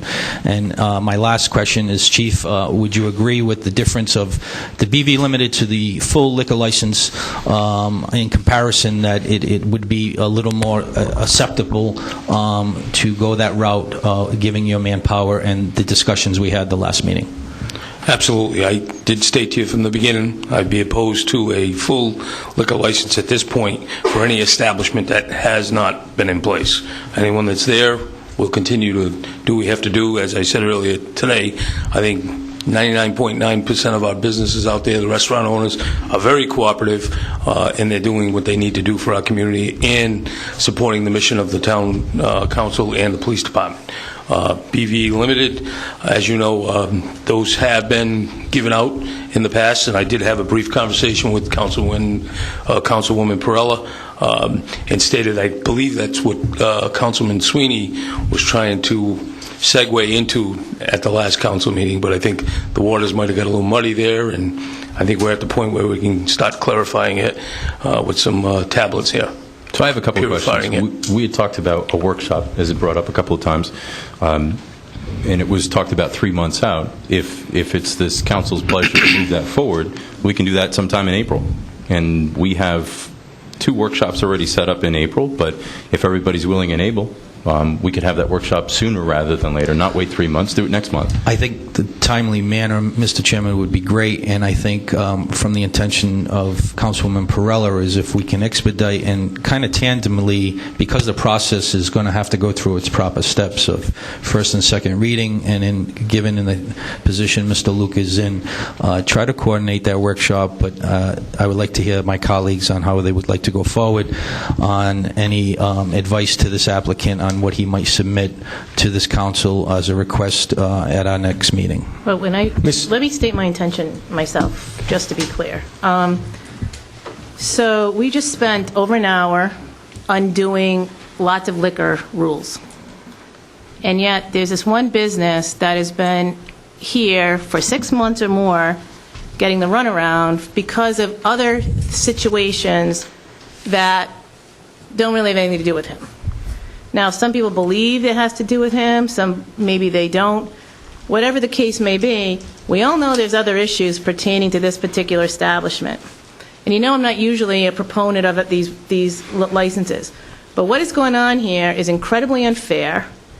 And the fact that we bent over backwards just for another petitioner, and a petitioner an hour ago, I understand that was a transfer, but we undid every rule, or we're heading in this, as I think Halsey or some other council member said, loosening up and liberalizing our liquor rules.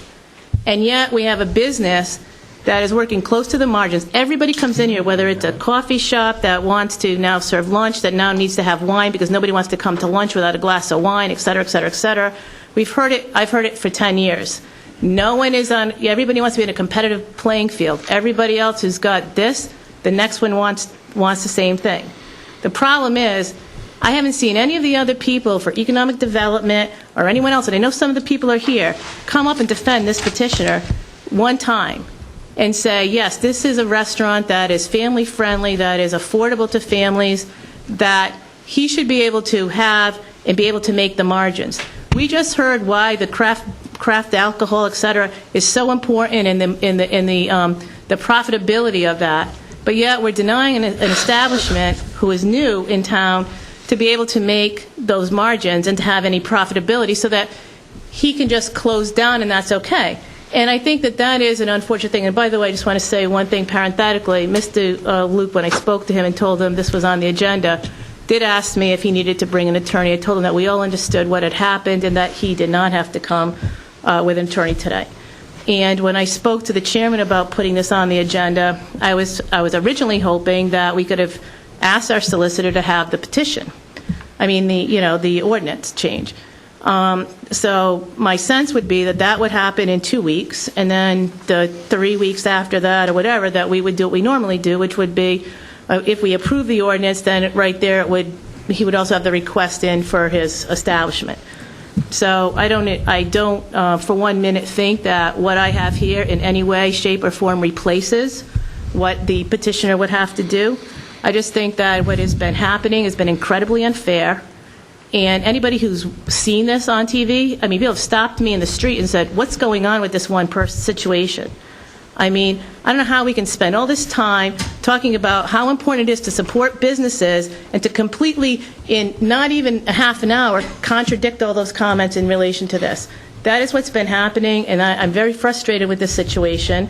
I'm frustrated with the amount of alcohol-related issues that are on this docket, and, whether we're going to be drinking in our parks, et cetera, et cetera, et cetera. But there's this one establishment that for some reason cannot get even a beer and wine, and I think he at least needs to have that because he will not be on a competitive playing field with any of the other businesses. So that's my intention. As far as the workshop is concerned, I think it can go with or without this does not, in my opinion, need to be in tandem, because the issue that I'm interested in is how are we going to move forward in this town so that every meeting that we're not, that we're going to either change our liquor, I mean, to me, it's like you have the liquor administrator come, he can tell us all the rules and regulations, et cetera. My interest is in what is the policy that we're going to have going forward.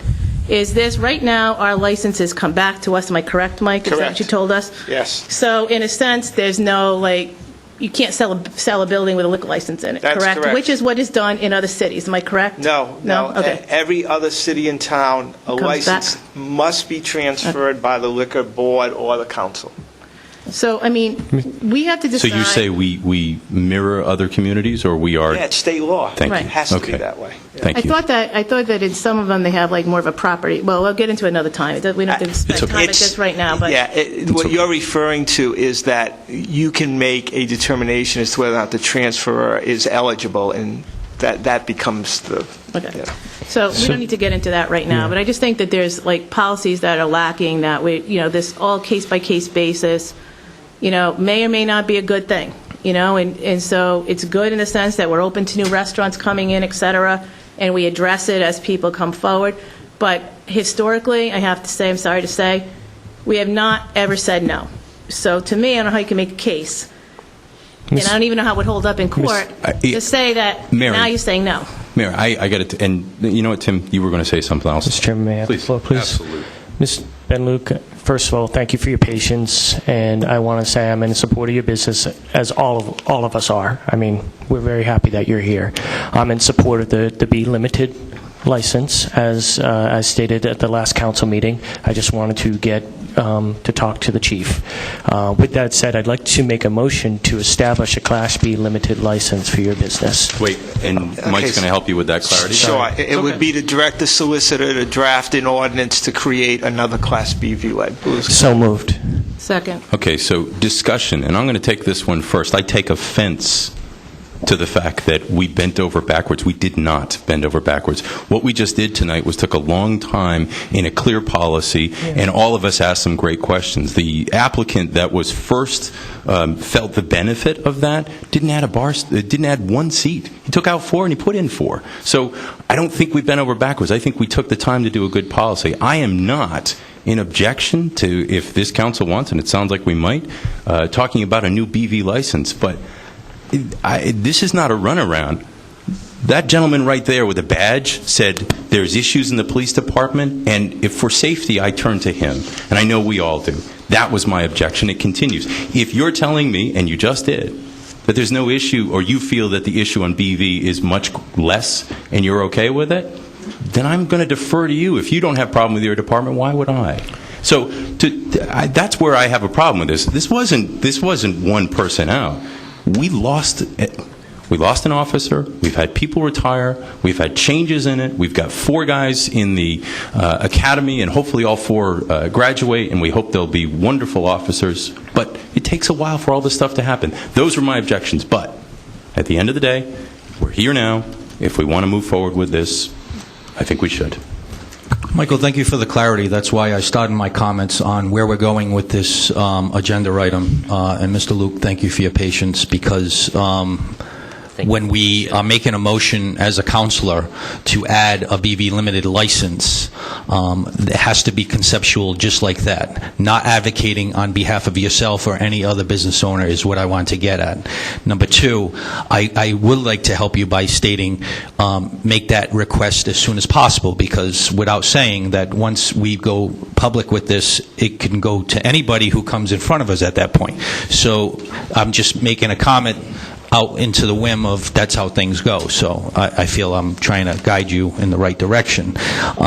And as far as the speculative comments, we did not deny you. There was extensive discussion. I understand the valid points of my colleague, Councilwoman Perella, but I think a lot of speculative comments have been made, and I think we're going to go forward, and I'm in support of this. In fact, I'm the one who kind of brought it up, and it never took place. But so with the conceptual motion that's on for the adding of a BV limited license, I'm in support of. Anybody else?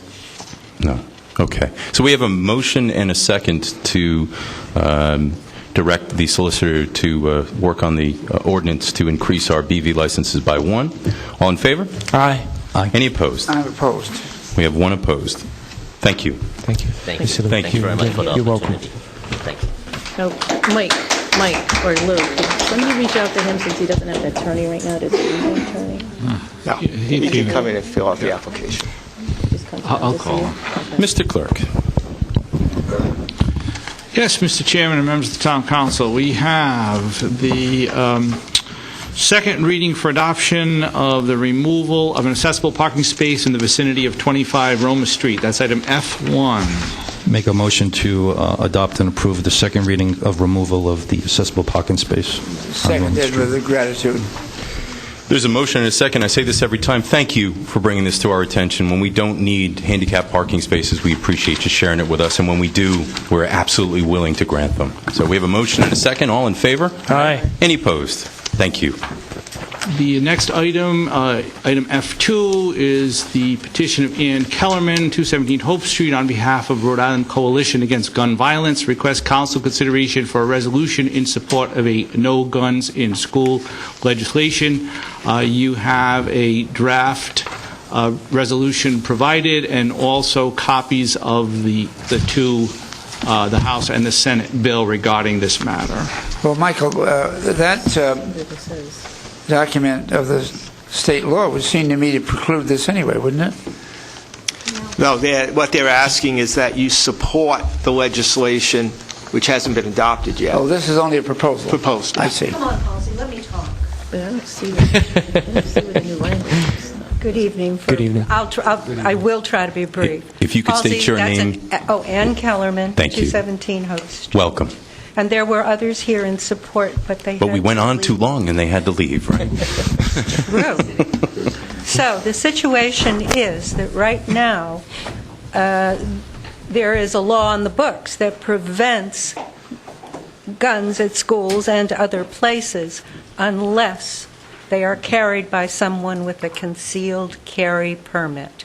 So anyone at a school can, in fact, if they have a valid concealed carry permit, be carrying a gun at school. That is a teacher, a staff member, the lunch person, anybody.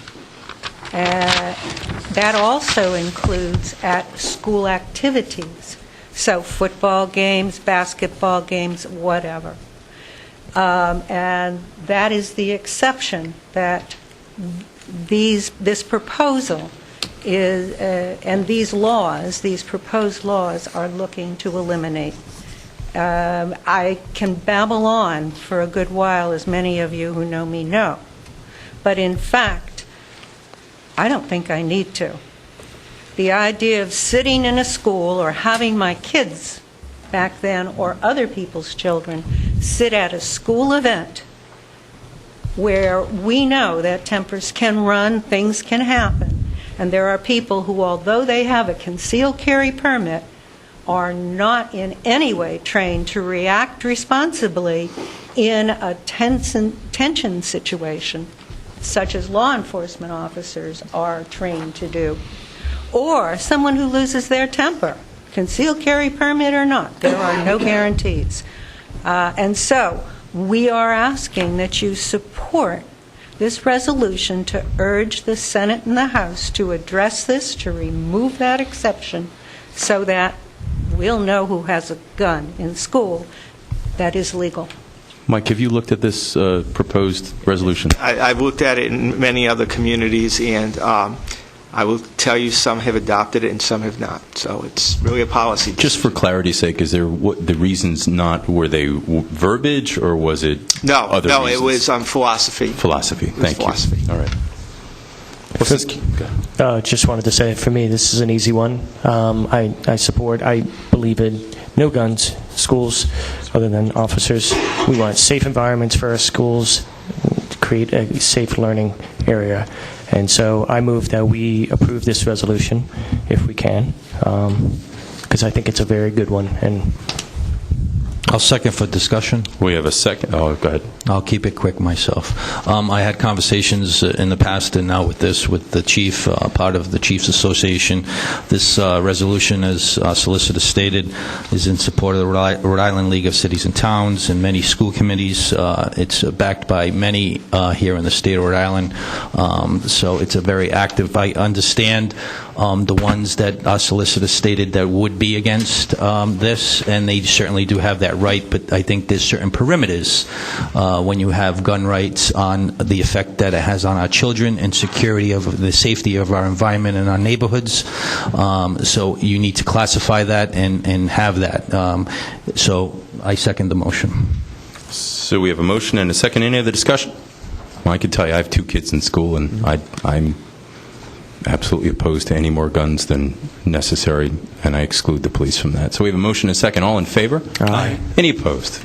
Thank you. You guys rock. Thank you all. so much. Thank you. Thank you. Okay, the next item is the remainder of the public service appointments. You have the Harbor Commission, 2 positions with terms to expire in March of 2019. You have both David Miller of 70 Gibson Road and John B. Triano III of 707 Hope Street, both seeking council consideration for reappointment. Move that we reappoint the Harbor Commission. Second. We have a motion and a second. Any discussion? All in favor? Aye. Any opposed? Thank you. And the Zoning Board of Review, this is with term to expire March 2021. You have my memorandum regarding David Raposa, who is not seeking reappointment. And you also have the request from both Charles Burke, the second alternate, and Stephen Hudak, the first alternate, to be elevated to the full appointment status. You have a supplemental letter that was provided by Mr. Hudak, which was in your place, which did not come in time for the agenda. I would like, before we make a motion on this, just a couple of points of clarity. We have a workshop coming up on the 14th of April. And I've asked the clerk to schedule our outstanding workshop, our interviews at that point in time. If you wanted to, I'm not saying it's necessary, but if you wanted to, we could interview, if we wanted to, at that point in time, if that was interesting. I'm not saying it's necessary. I think since we have that date so soon, it would be wise to have the interviews, just to clarify everything. With that said, Mr. Chairman, I would like to thank David Raposa for his many years serving on the zoning board. Absolutely, Lou, a thank you goes out to him, and also sympathy to the passing of his mother as of late. And also, I would like to elevate Mr. Stephen Hudak to a full-time zoning board position, and elevate Mr. Charles Burke to the first alternate position, and that would leave a second and alternate position open. And as our chairman always says, we appreciate everybody for their volunteerism and the dedication you give to your town on these boards and commissions. Kind of what I say, but that's pretty close. Second. I second that, because that's usually customarily what we do, is move up the first alternate. So we have a motion and a second. All in favor? Aye. Any opposed? Thank you. I'd also actually, and I'm going to say it again, we do very much appreciate the hard work and effort by our boards and commissions. Thank you for what you do. The next item on the agenda is the Board of Canvassers with term to expire in March of 2022. You have Mr. Charles Alexander, who is currently a member of the board. He this is a one that requires political affiliation. Mr. Alexander is Democrat, and he is interested in reappointment. You have no other applicants.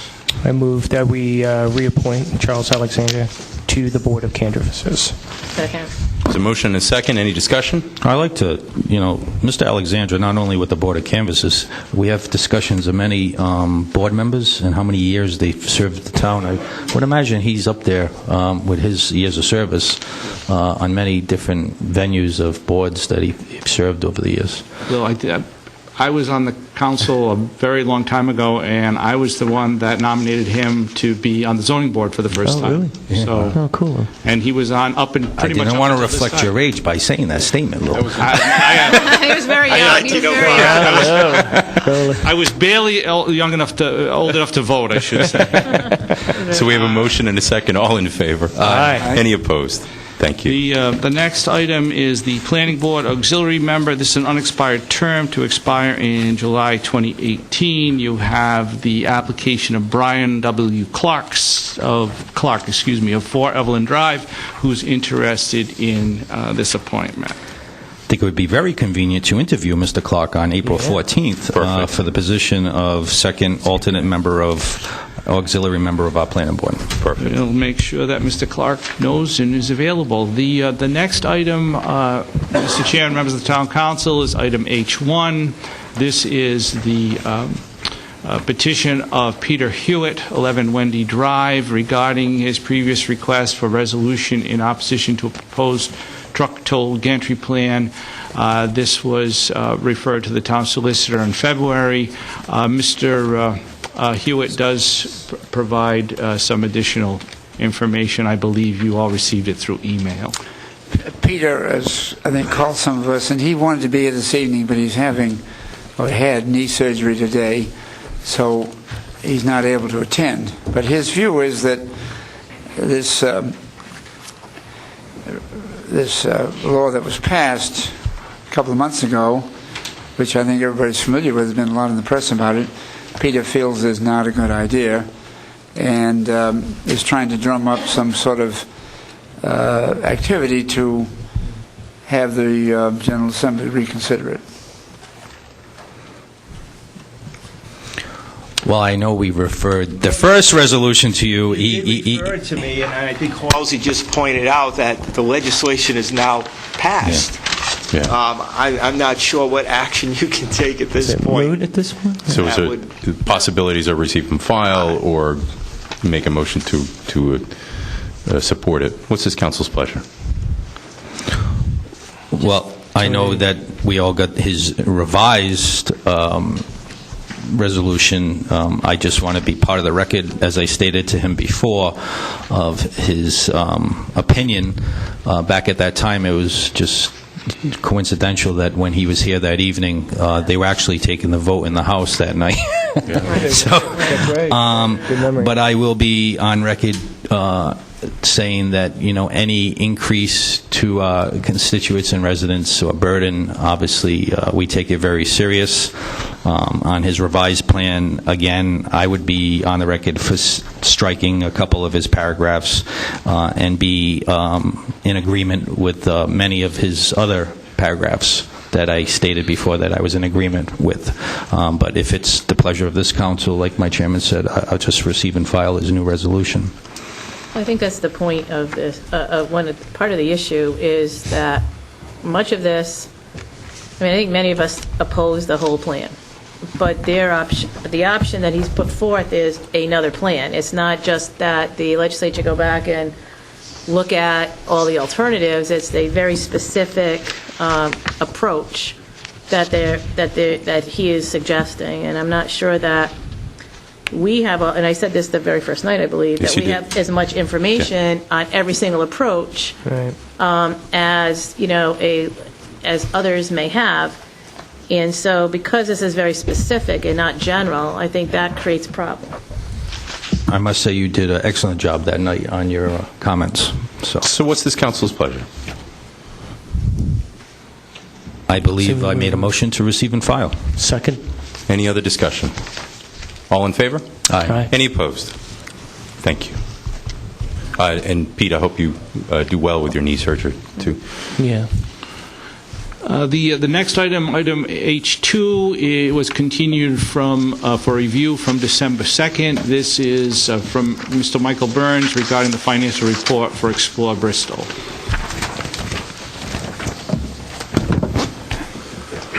Michael Burns, Metacom Avenue, Bristol. Welcome again. Welcome, Mike. Updated financial report. You need to explain that first Thank part. you, Mike. You need to explain this first part here. Yeah, If I can. if you It's can. accounting language. Okay. Thank you. Thank you. We'll share.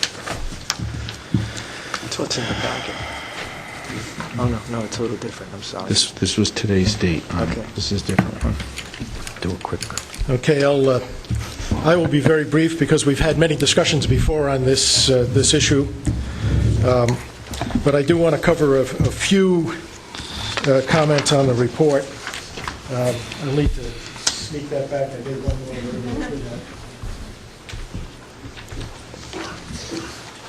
more. But currently, this is a continuation of our quarterly report. The last time we met was November 6th, and I gave a report at that time.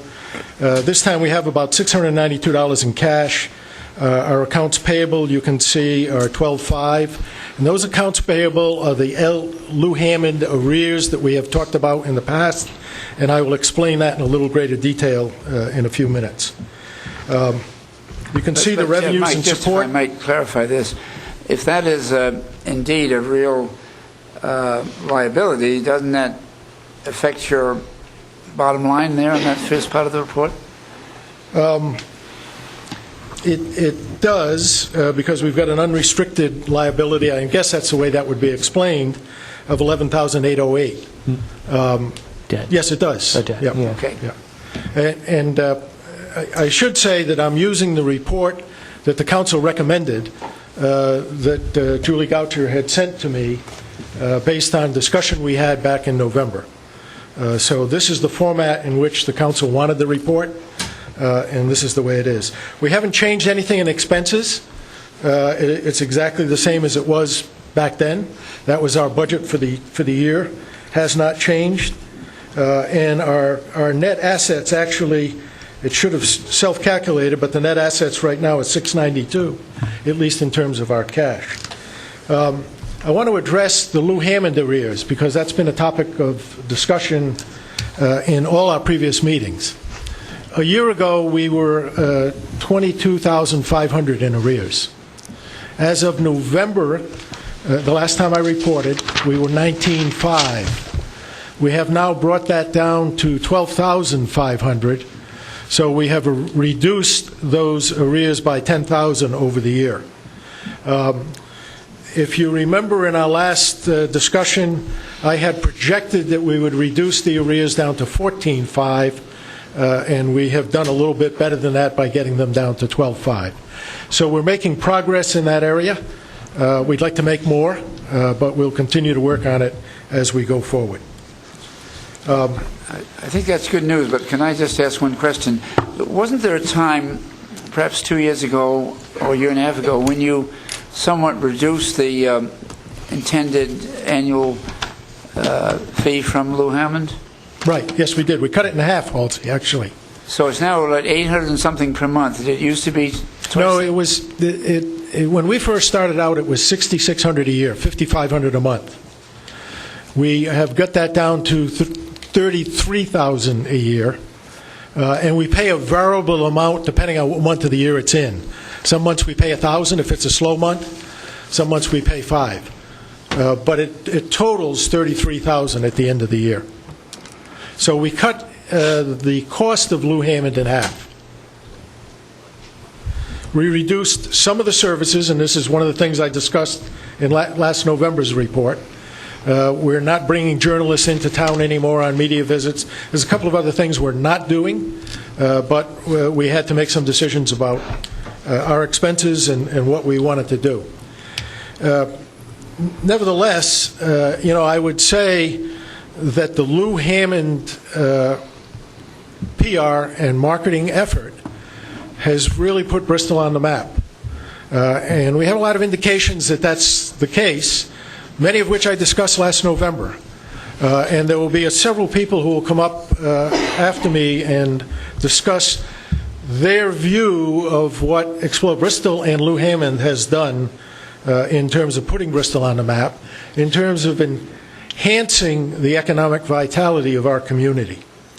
I should say, and Julie provided me the statistics, which I also received from Newport, on the change in bed tax since 2012 and the change in meals tax. And the bed tax is up 25% in that period of time. Meals tax is up 31% in that period of time. So there have been some, I think, fairly good, steady progress. I can't say that's all attributable to Explore Bristol, because there is no one single bullet in doing what we're trying to do in our community. But it's a factor, and I think an important factor. I know from experience that the British Motor Car Festival might not be here if there weren't a real good buzz about Bristol. And I feel the same way about the hotel on Gooding Avenue, that part of the decision process was what was going on in terms of the way we were promoting our town. So I'll end it there. If there are any questions, I'd be happy to entertain them. Michael, first, thank you for your time and energy, as always, with yourself and Jeff and all your volunteers for this community effort in partnership with the town.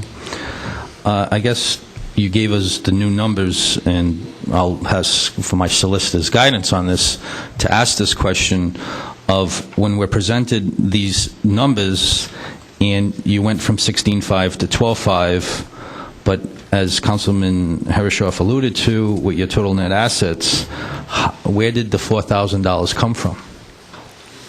It was more than 4,000. How does that get allocated? And I might not have that right to ask. I'm just looking at the numbers, so I guess I'm just, and it's not to pick on you, it's just, I'm just wondering how you got to that point when all the numbers are here year after year. Well, because a good number of the folks who think that this is a valuable exercise have contributed money to that event, to that end. Blythewald, Linden Place, Mount Hope Farm, Herreshoff Marine Museum, a number of restaurants. So we get grants from the state, although there wasn't any money in this last quarter in that. Most of it came from major venues and restaurants. Well, maybe that's what I was asking, is when we get these reports, it's just a realistic question of, on the grants or contributions, that those allocated funds are there, so it just evens off when we're looking at all the numbers, In other words, you would like to see who gave the money? Well, just have that number there instead of not there. You know what I'm trying to say to you? So your accounts payable, You could have had a fundraising line. accounts payable went from 16.5 to 12.5. Right. And I think the councilman's asking, there should be a note somewhere saying the $4,000 was money that was raised. That in contributions or grants, and reflect the number that's presented with the rest of the numbers. Okay. It just, it would that's where it came from. Be clearer, And we expect to have actually several thousand more come in the very near future, so we'll pay that down as we go along. And I also understand the value of Lou Hammond and her publications. You have given this council those reports and the added asset. Just for transparency to the public, because we have a big stake invested here, and you reflected back to 2012 when this started. Our investment was $120,000 so far from 2012. If you do a projection of the food and beverage on a ratio from 2013 to the projected 2016, the difference would be an added of $79,912. As far as the hotels, which we all know as a community we need to accentuate at that field, so it's very minute, but from 2013 to projected 2016, it's a difference of $5,455. So in the right direction, actually the projection going forward of 15% margin, and I have always stated this, and I know it's stated throughout the state is your return on success and return on investment goes back into your community, and you are a good partnership and asset. I just want to, but I'm just conveying, because this is transparent to our residents of this investment and those hard numbers. And I know we're going to have a workshop, including everybody, so I guess more conversation could take place then. Yeah, I'm not sure about the numbers and the calculation you just made, because as I look at the statistics that I receive both from Newport and from Ms. Goucher, we've got probably about $1.5 million in meals tax and bed tax that's come in since 2013. Is that kind of the way to read this, June? Is that what it looks like? Looking at the totals and adding them across? Yeah, over the years, over that 4-year period. Yeah, that's... And so, I think that's quite a fair amount of tax money that comes in through the hospitality industry in this town. And there ought to be a recognition that that's an important source of economic development in the town. And so it's not 500,000 a difference. If the town council put out 120, I'm looking at about $1.4 million, $1.3 million as a difference. And I don't know if that's correct, but that's what the numbers seem to indicate. But I think that those numbers would be there. I think if you go prior back to the 4 years, I don't have my chart in front of me, but...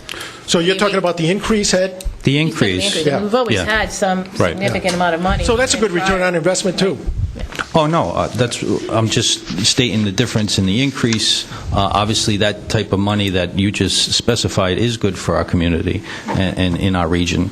I was just making a statement of, whether it be local or state, when we're investing, because we know we're doing that at a state level now, too, is you want to see those margins, like you said, elevate to get that return back, so.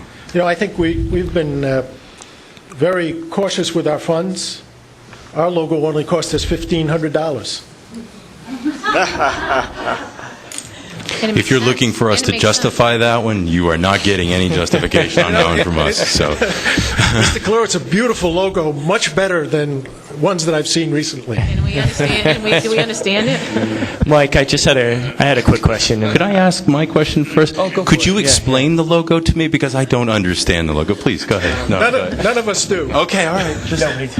Well, it's kind of like this chamber on some nights. It's cooler and Maybe warmer. get warmer. Ladies and gentlemen, the comment of the evening. Enough of that. Move on. Welcome. Tim, Mike, I just please. had a question on the website upgrades. You remarked that you have $600 and $3,000 in maintenance. Happy to see that you're doing some upgrades to the app and the website as well, because for me, the app still needs a little bit more pulling forward, and as far as bringing it up to date. On the app, we cooperate or collaborate with East Bay News because they actually manage the app. It's to mirror the website, and we encourage them to keep it up as much as they can. But it really is important for travelers because more and more people are using the smartphone and traveling that way almost extensively. Right. And my second question is to you, now that we have with Lou Hammond, as far as all the articles that they write, they're beautiful, they're great, and they get them into a lot of different magazines. Do they track any analytics on their side as far as, the types of, how that article has been received, and if anybody's been commenting and that sort of thing? Because what I'm looking at is we've budgeted $120,000 into you. We've gone into time, and now I'm looking at scope, and I'm trying to figure out where does that take us? Where does it take Explore Bristol from here, based on all this? Because it's great that we keep writing articles and everything else, but I want to know, hey, listen, where else do we need to look at? What's the next chapter in Explore Bristol? If it's okay, Tim, I'll let Jeff and some of the other folks that's fine. talk to that specifically. Okay. Okay? Yeah, thank you. Anything else Well, I have a from the question. I don't council? know if you want me to just wait, or in that, my question is just where do you stand with your 501c3? Yeah, I'm glad you brought that up, Mary, because actually that was on my list. I had mentioned in our last meeting that I had researched that, and I went back and did some more, and I talked to a couple of folks who work with startups and who work with nonprofits and 501c3s. The problem is for economic development, which we would be considered, it's very difficult to get a 501c3. It's not easy. Education, pretty simple. Charity, pretty simple. But for what we're doing, it's a little bit more difficult. I talked to a lawyer who does this, and actually it would have cost us probably $3,000 or $4,000 to do that, to go through that, plus a yearly audit process with the federal government. A lawyer that I talked to recommended that we shouldn't go that route, that what we should do, and we're in the process of doing it, is to apply for a nonprofit status at the state level. That'll give us the ability to do our own banking, so that we can be independent then and don't have to worry about a 501c3 umbrella. About the only thing we can't do with that particular status is if somebody gives us $10,000, like one of the council members, we cannot give them a certificate. Right. We cannot give them a certificate of tax, that it's a tax-free gift. So that's about the only thing we can't do with that. Right. Everything else, at least the lawyer assures me they can, and she's in the process right now of registering us as a nonprofit. As soon as that happens, we'll switch our bank accounts over. We'll have our own bank accounts instead of going through Mosaico, and essentially we'll be kind of our own semi-legal entity. Well, I'll tell you what, we have You are a legal entity, aren't they, under that status? I mean, we've done that at my office, and it doesn't really take very long to do that at the state, as far as I recall. You can go into the office and just fill it out right there, can't you? You can do it online. So why don't we do this It should in take regards like to about that, because it's important to an hour. It's important to everyone on this council is that let's talk about that at the workshop, so we can. And I would be interested to reach out with the solicitor to make sure that he agrees, because two attorneys in the room and there's three opinions, right? So I joke with you. So, but no, seriously, we would definitely want to reach out to the solicitor to make sure Well, that if the solicitor can give us is that a good way to go in your opinion, Mike?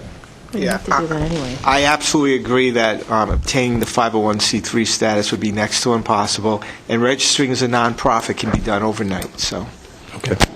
So we'll talk more about that. Because we'll probably have that status in a couple of days, probably sometime early next week. Thank you. All right.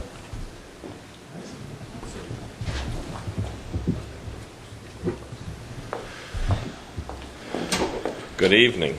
Good evening. Good evening. Good evening. May I approach? I have some reading material. Gary. Okay, thank you.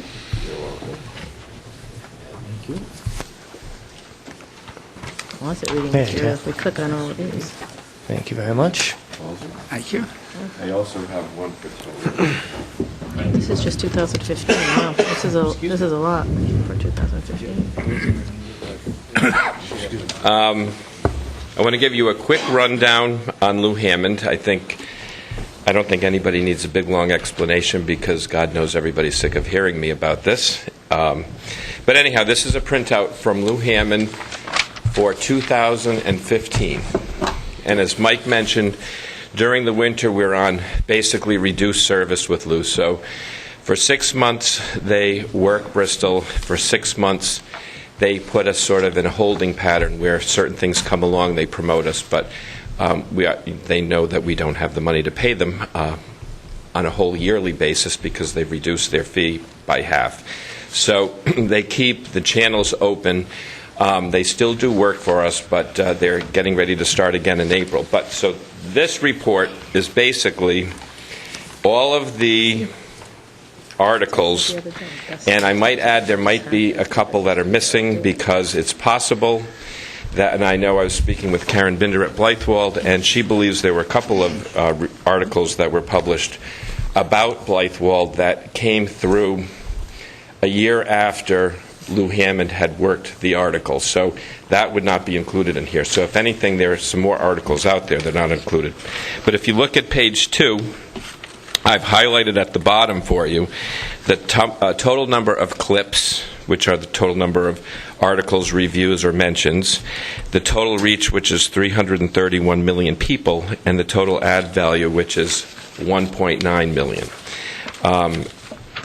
I don't think anybody needs any explanation on all of that, because we've discussed Jeff, it before. I think this is very impressive and good for us to have it. Maybe you could do one more thing for us, though. Sure. I've seen one or two of these articles over the years, but is it possible you could get from Lou Hammond copies of 3 or 4 of these that you could distribute to the council before we have the workshop, just so we can see the tenor of the actual articles? Absolutely. Yeah, that's we very would appreciate easy to that. do. It Yeah. would be nice if you could just, maybe it's on your website, but if you could send it to our Lou here, and he could forward it to us, and we could just click on these links ourselves, Yep, too. that would be fine. That's simple to do. But I think the best thing about what you do is the Lou Hammond piece, my personal opinion of that. I'm sorry, Mary. I said, I think the best thing about what Explore Bristol is doing is the Lou Hammond piece. Well, it is. It's what has put us on the map, and it's what brings lots of attention, and we believe lots of people to Bristol. And the figures Mike just mentioned, I think, prove that. And other topics that some people following me are going to mention, I think that proves it also. But, what Lou Hammond is doing is it's kind of a science from their standpoint. They know how to do it. They're the best in their field. They're the best in tourism and hospitality. And I know, the fact that they're doing it for a greatly reduced fee, I'm very grateful for, and I think most people in this room are also. I think we're very lucky to have them.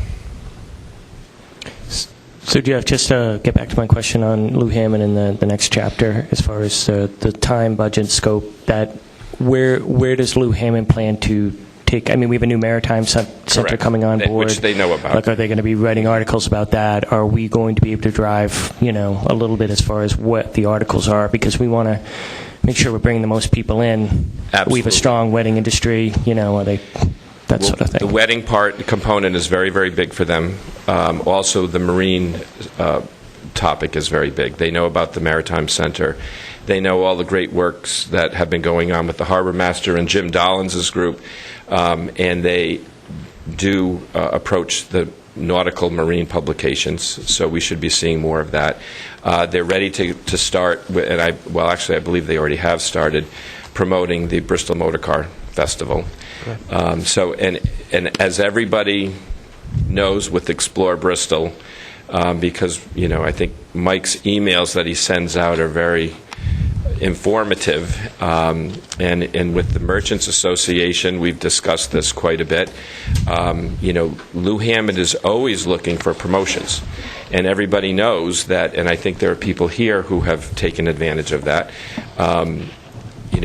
Everyone knows that if you're doing any sort of specials, especially packaging specials with hotels, restaurants, museum, anything that goes on in a museum, anything that they can put out there for people to report on, they need that information. So, and I think people in the community have been very, very good about that. We can always be better, and I think that's what we keep plugging away with people is, they're here to help you, so use them and take advantage of it.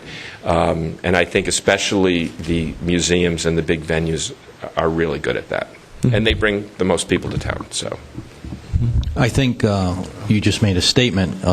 We can always do better, a little, because the platform I believe in, I'm just very proud not only to live in Bristol but be part of the fabric, is, you mentioned museums, parks, culinary, the wedding venues, the packages. I think we got a lot going on that sells itself, so it makes it easier on the marketing aspect when we all work hard to get people here. And once they're here, the best return is when they tell other people of their experience, and then we get more people coming in. absolutely. Yeah, absolutely. I think there's so many. And by the way, we have had several writers who have come more than once to Bristol and have written multiple articles in the past few years. So that's very important. And besides Lou Hammond, are we writing any other articles on our own as far as promotion? I think all the venues do their own to promote. But as from Explore Bristol, no, we leave that up to Lou Hammond. Okay. So when you say you're not bringing journalists to town, that costs money because you Correct. have to put them up. So it's just if they come on their own, or it's within her organization that people are just shopping Bristol because it's on their mind. To other Correct. places? What we've done in the past, we had last year we had one. In 2015, we did not have any, but 2014, We had one press trip. The year before, I believe we had two. It costs some money. We do get free lodging usually. Some of the accommodations places were very generous. The restaurants usually donate free meals, and I mean, even the people at Safeway donated a van so that we could shuttle them around. And but this past year, we decided it still cost probably about $2,000 that we were running lean and mean, and we just couldn't do that. So we've been actually relying on Lou Hammond even more for them to provide media outlets with more information than maybe they normally would do, because having live visits is key. Now, moving forward, we'd love to be able to do that. So if we can continue getting some nice donations, we'll do this again. But right now, it's not in the budget. So in an effort, because we need to move along, so I want to hear from the other people that are here, so I'd like to, if my colleagues will indulge me, I think we need to continue to move, if that's all right. Thank you. Thank you. One thing also, Georgina McDonald, on behalf of Mount Hope Farm, was going to submit a letter. She did. Okay. They have it. We have that. Thank you. Thank you. Okay. Good evening. Cindy Elder with Cogshell Farm Museum, and I want to first thank the council for hosting my assistant director just about a couple of weeks ago, and we're very grateful for all you do for Cogshell Farm Museum. I want to speak very briefly to the impact of Explore Bristol and Lou Hammond on our little institution, which has an advertising budget, whopping advertising budget of $500 a year. Okay? Can't do much with that. It just so happens that before I came to Cogshell Farm Museum, the last 25 years of my career was in communications, some fairly large communications jobs. And so I kind of know what I'm doing in that area. And a lot of what I do for Cogshell is dealing with the local press, doing what we get, what we call getting earned media. So all that free press you can get, on top of all the other things you're doing in your busy day, but you got to do that stuff. However, I don't really have the national contacts. But thanks to Lou Hammond, here are a couple of things that happened.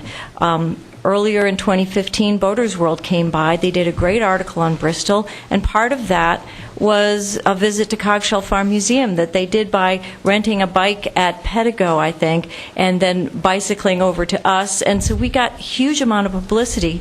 And it was really because I got an email from Lou Hammond saying, would you like to be a part of this, not just to me, but to lots of people? Would you like to be a part of this? And I said, yes, yes, yes.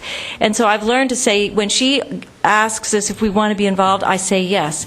Now, just last month, we were featured in the Chicago Tribune and all of the travel sections owned by the Tribune Company across the country. It's a ridiculous amount of publicity we could never get.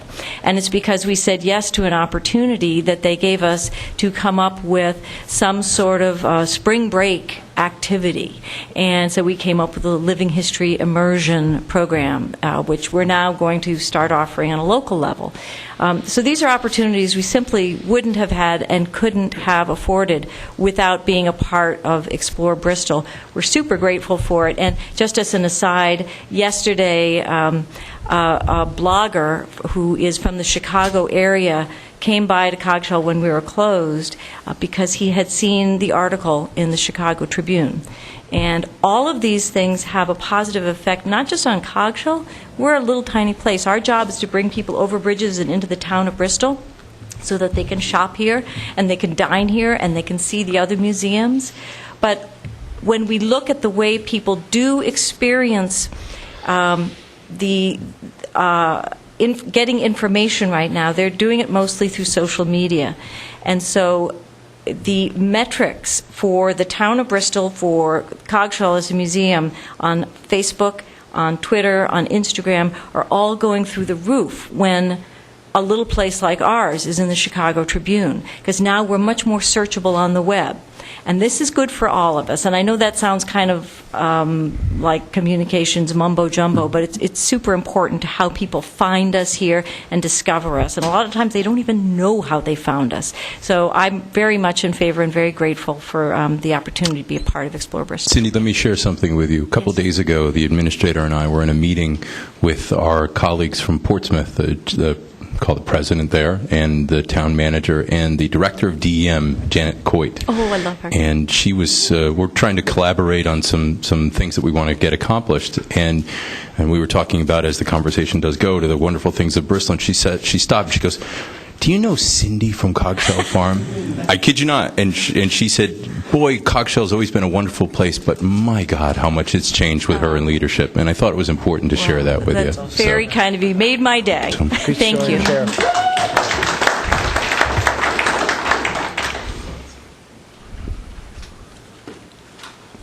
Is that everybody?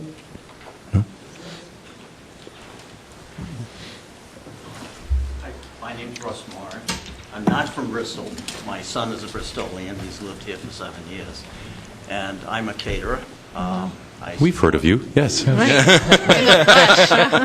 work at many of the venues, and as we work in a lot of different towns, I find how wonderful all the venues are and what they've done for us, and we try to return it to them, and it all comes from the social media that drives this business. So I thank you very much. Thank you, sir. Thank you.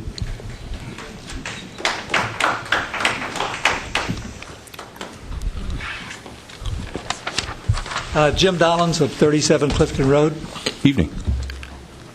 As you all know and know well, the Maritime Center is about to open in early May. And I was pleased to go as a member of the public and a Harbor Commission and the Maritime Working Group of Explore Bristol to the meeting tonight of the CPC, Capital Projects Committee, and got a look at it, and it's beautiful.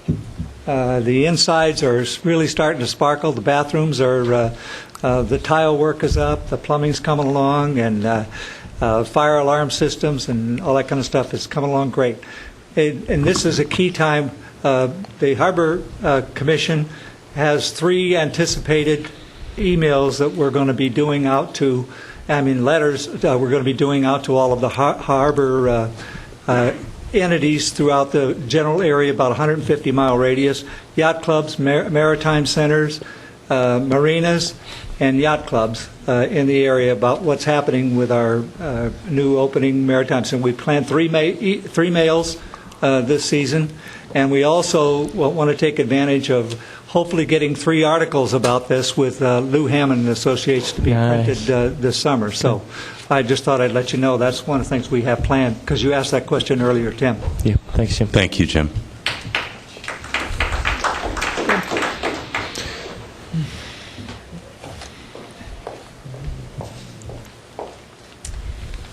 Hi. I'm Pam Delaney, 133 Ferry Road. Evening, Pam. Good evening. I'm a member of the Economic Development Commission, a small business operator operating a couple of accommodation centers, and a member of a family business with commercial holdings in town.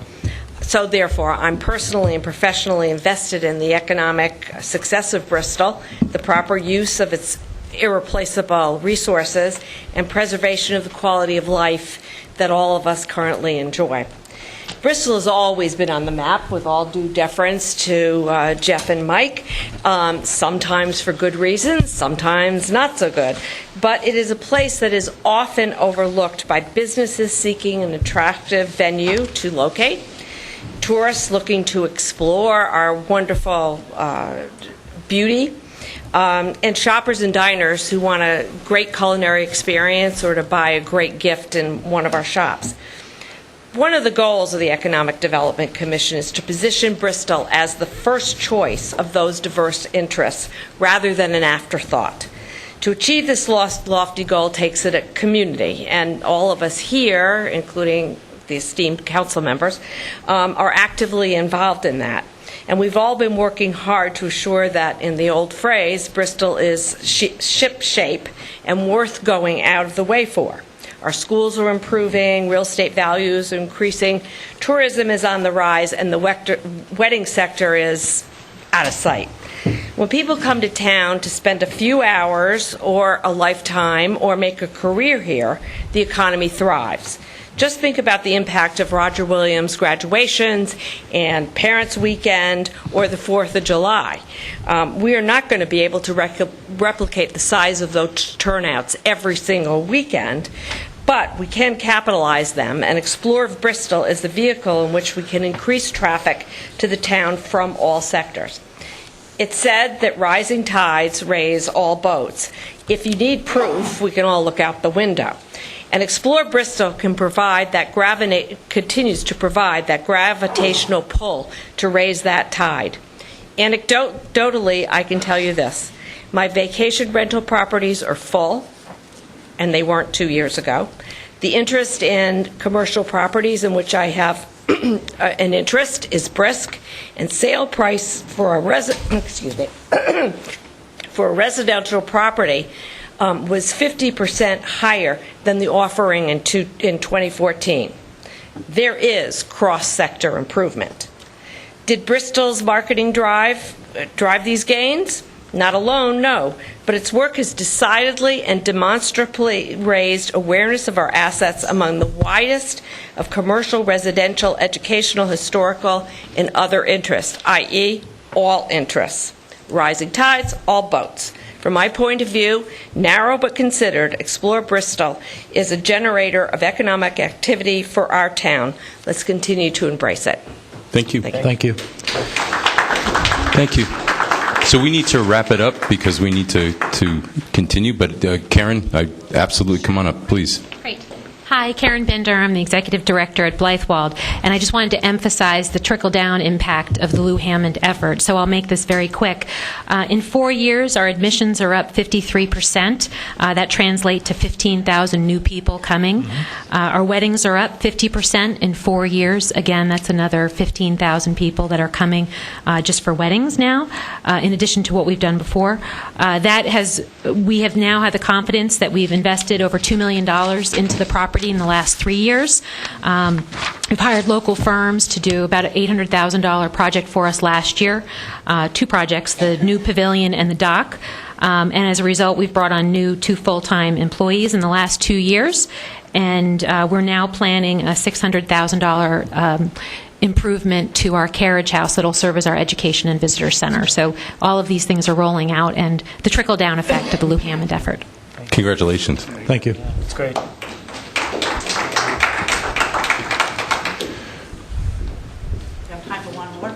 One more, you bet. My name is Elizabeth Lavers. I'm the Development Director at the Herreshoff Marine Museum. Welcome. And I am a strong supporter of Explore Bristol and what Lou Hammond has done for us. That's an example. Our events business had doubled in the last 2 years. And when we have also our own events, when I say our events business, that's our wedding and our external events. That has doubled in 2 years. Our own events have increased, and they are so responsive. We give them a schedule of the museum's events, and before I know it, they call and get more details. And when people come to visit, we ask, how did you hear about this event? And very frequently it's from newspapers that are not local. It is from New York, it's from Stanford Advocate, it's from Greenwich, Connecticut, it's all over. So I think that the amount of money that we spend on Lou Hammond, we get the town and the state gets it back manifold. So that's what I have to say for my support. And Halsey knows that. Thank you. Thank you. Thank you. So, Julie, remind me, we have this on the to come back on a quarterly basis. I know this one was past that quarterly basis, but it's okay. So, when's our next quarter on this one? Do you recall? Is it maybe June at this point in time? And I guess I'm kind of going back to Lou on this one to say is that we just want to continue this, or would you like a receive and file? What do you think, colleagues? Motion to receive and file. Okay. Is there a second? Second. Is there any other discussion? All in favor? Aye. Any opposed? Thank you all for your input. We appreciate it. Thank you. The next item, Mr. Chairman, members of the Town Council, we have a report from the Treasurer regarding the Maritime Center continued from March 9th. There's no report provided on this. It was just, we continued it, and we weren't sure whether we would have enough to report at this one. We had a meeting this evening, and Jim did a nice job talking about, he spoke to you about a lot of the points I was going to make. Everything's moving along very nicely. Where we find ourselves now is that we have about $90,000 left in the budget. We have to use that, we're looking at furniture and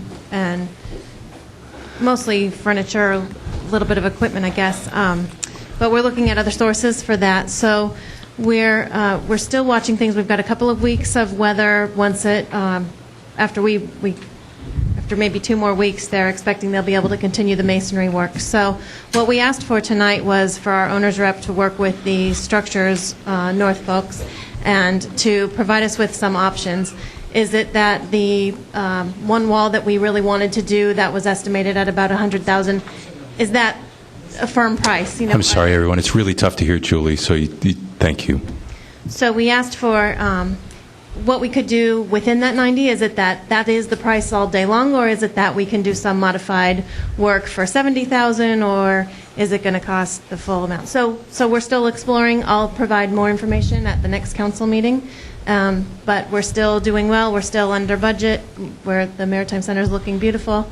If anybody wants to go down and take a look, you're welcome. I've been watching its progress. It does look nice. Yep. And Art Night is going to have their opening there on May 4th, and we're really excited about it because the center should look beautiful then. So you're asking we can continue this to the next meeting? We could have some more information? Yes, I'll give you some more information information at the next meeting. Things should start picking up now that the weather's Well, I think it makes sense to continue it, but I would say a couple of things, if I may. Certainly. I was down there a few days ago looking at it, and I was kind of troubled that so much still is to be done. I'm not so sure they're all going to be done by May 1st. But I think that we're going to get a good result. But I think you should stand pat on the policy we've developed in January on to now, that we don't want to exceed the budget. We've got to keep within the numbers that are already authorized.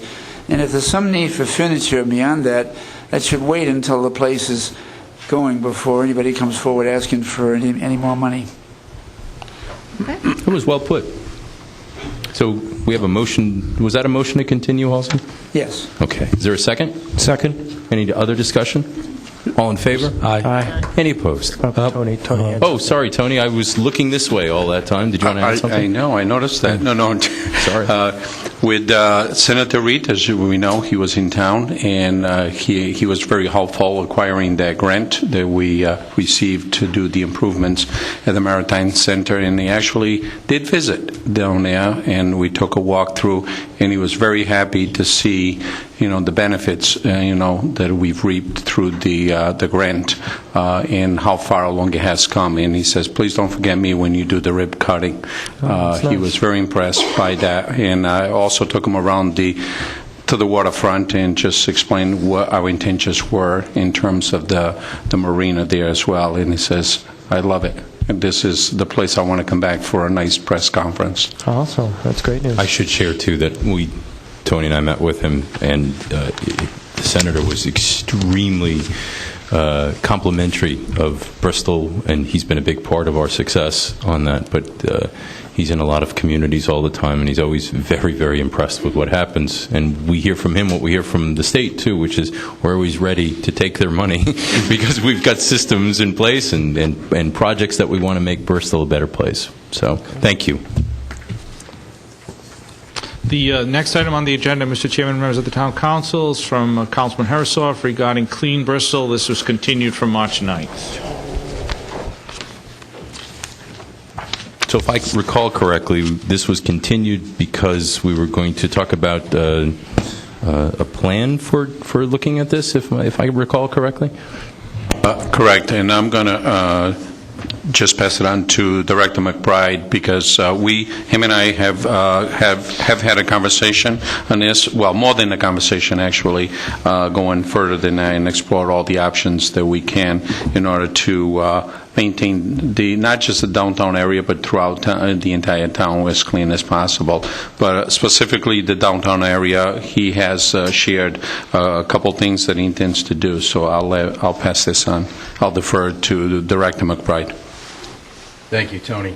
Members of the council, it was brought up a few weeks ago, some of the concerns relative to the downtown area, and valid concerns, I would imagine, but more importantly, from my perspective, concerns that I need to look at from the entire town's perspective, something that we look at across the board and not focused on one or two blocks, and that's what's important to me. So in an effort to do that efficiently, and do that on what I would consider more of a continuous basis in an efficient manner, we've looked at several options that are available to us, and the town administrator and I are looking at staffing on a particular portion of the week that would be dedicated to doing this, in not only the downtown area but in other areas of town, so that we give equitable distribution to the process. I've looked at some equipment that I think would expedite that and help make it most efficient, because, for example, in the downtown area, when we sweep the streets, just one element of that whole process, we need to post no parking. It's an inconvenience to the businesses. We've got to shut it down, do the street sweeping, and then we can turn those parking spaces back over to the community. We're trying to do that in an efficient manner, and we certainly don't want to be doing that in an overtime basis or double overtime basis if it's a particular weekend or whatever. So one of my concerns has always been, how do I stay within the budget, because we've been given directives to be extremely frugal as we look forward.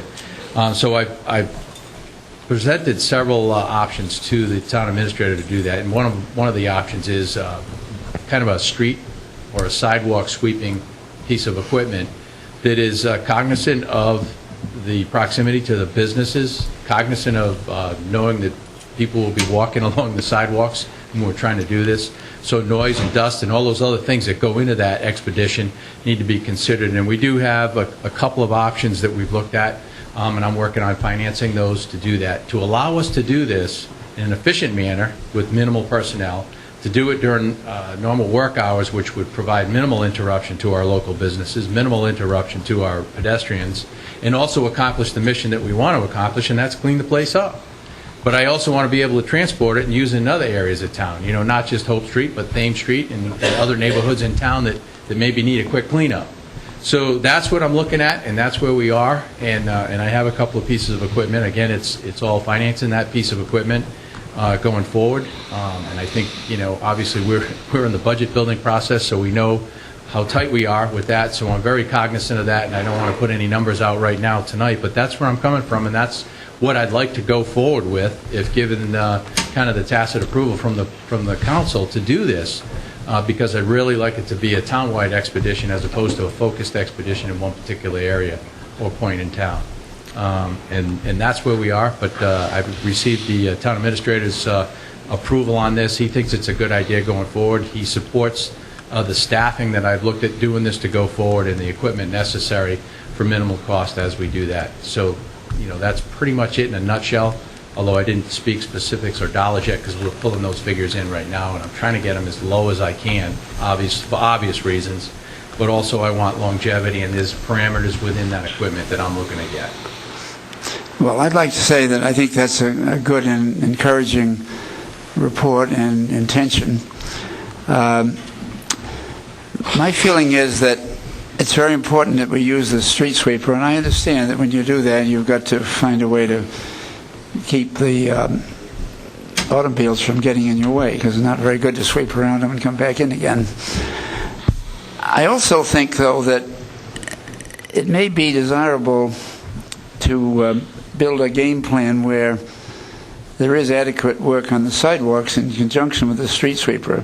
I would think it might make sense to have some personnel clear the sidewalk, and besides this new machine, which sounds promising, there may want to be somebody that would sweep whatever else there is into the gutter before the street sweeper comes by.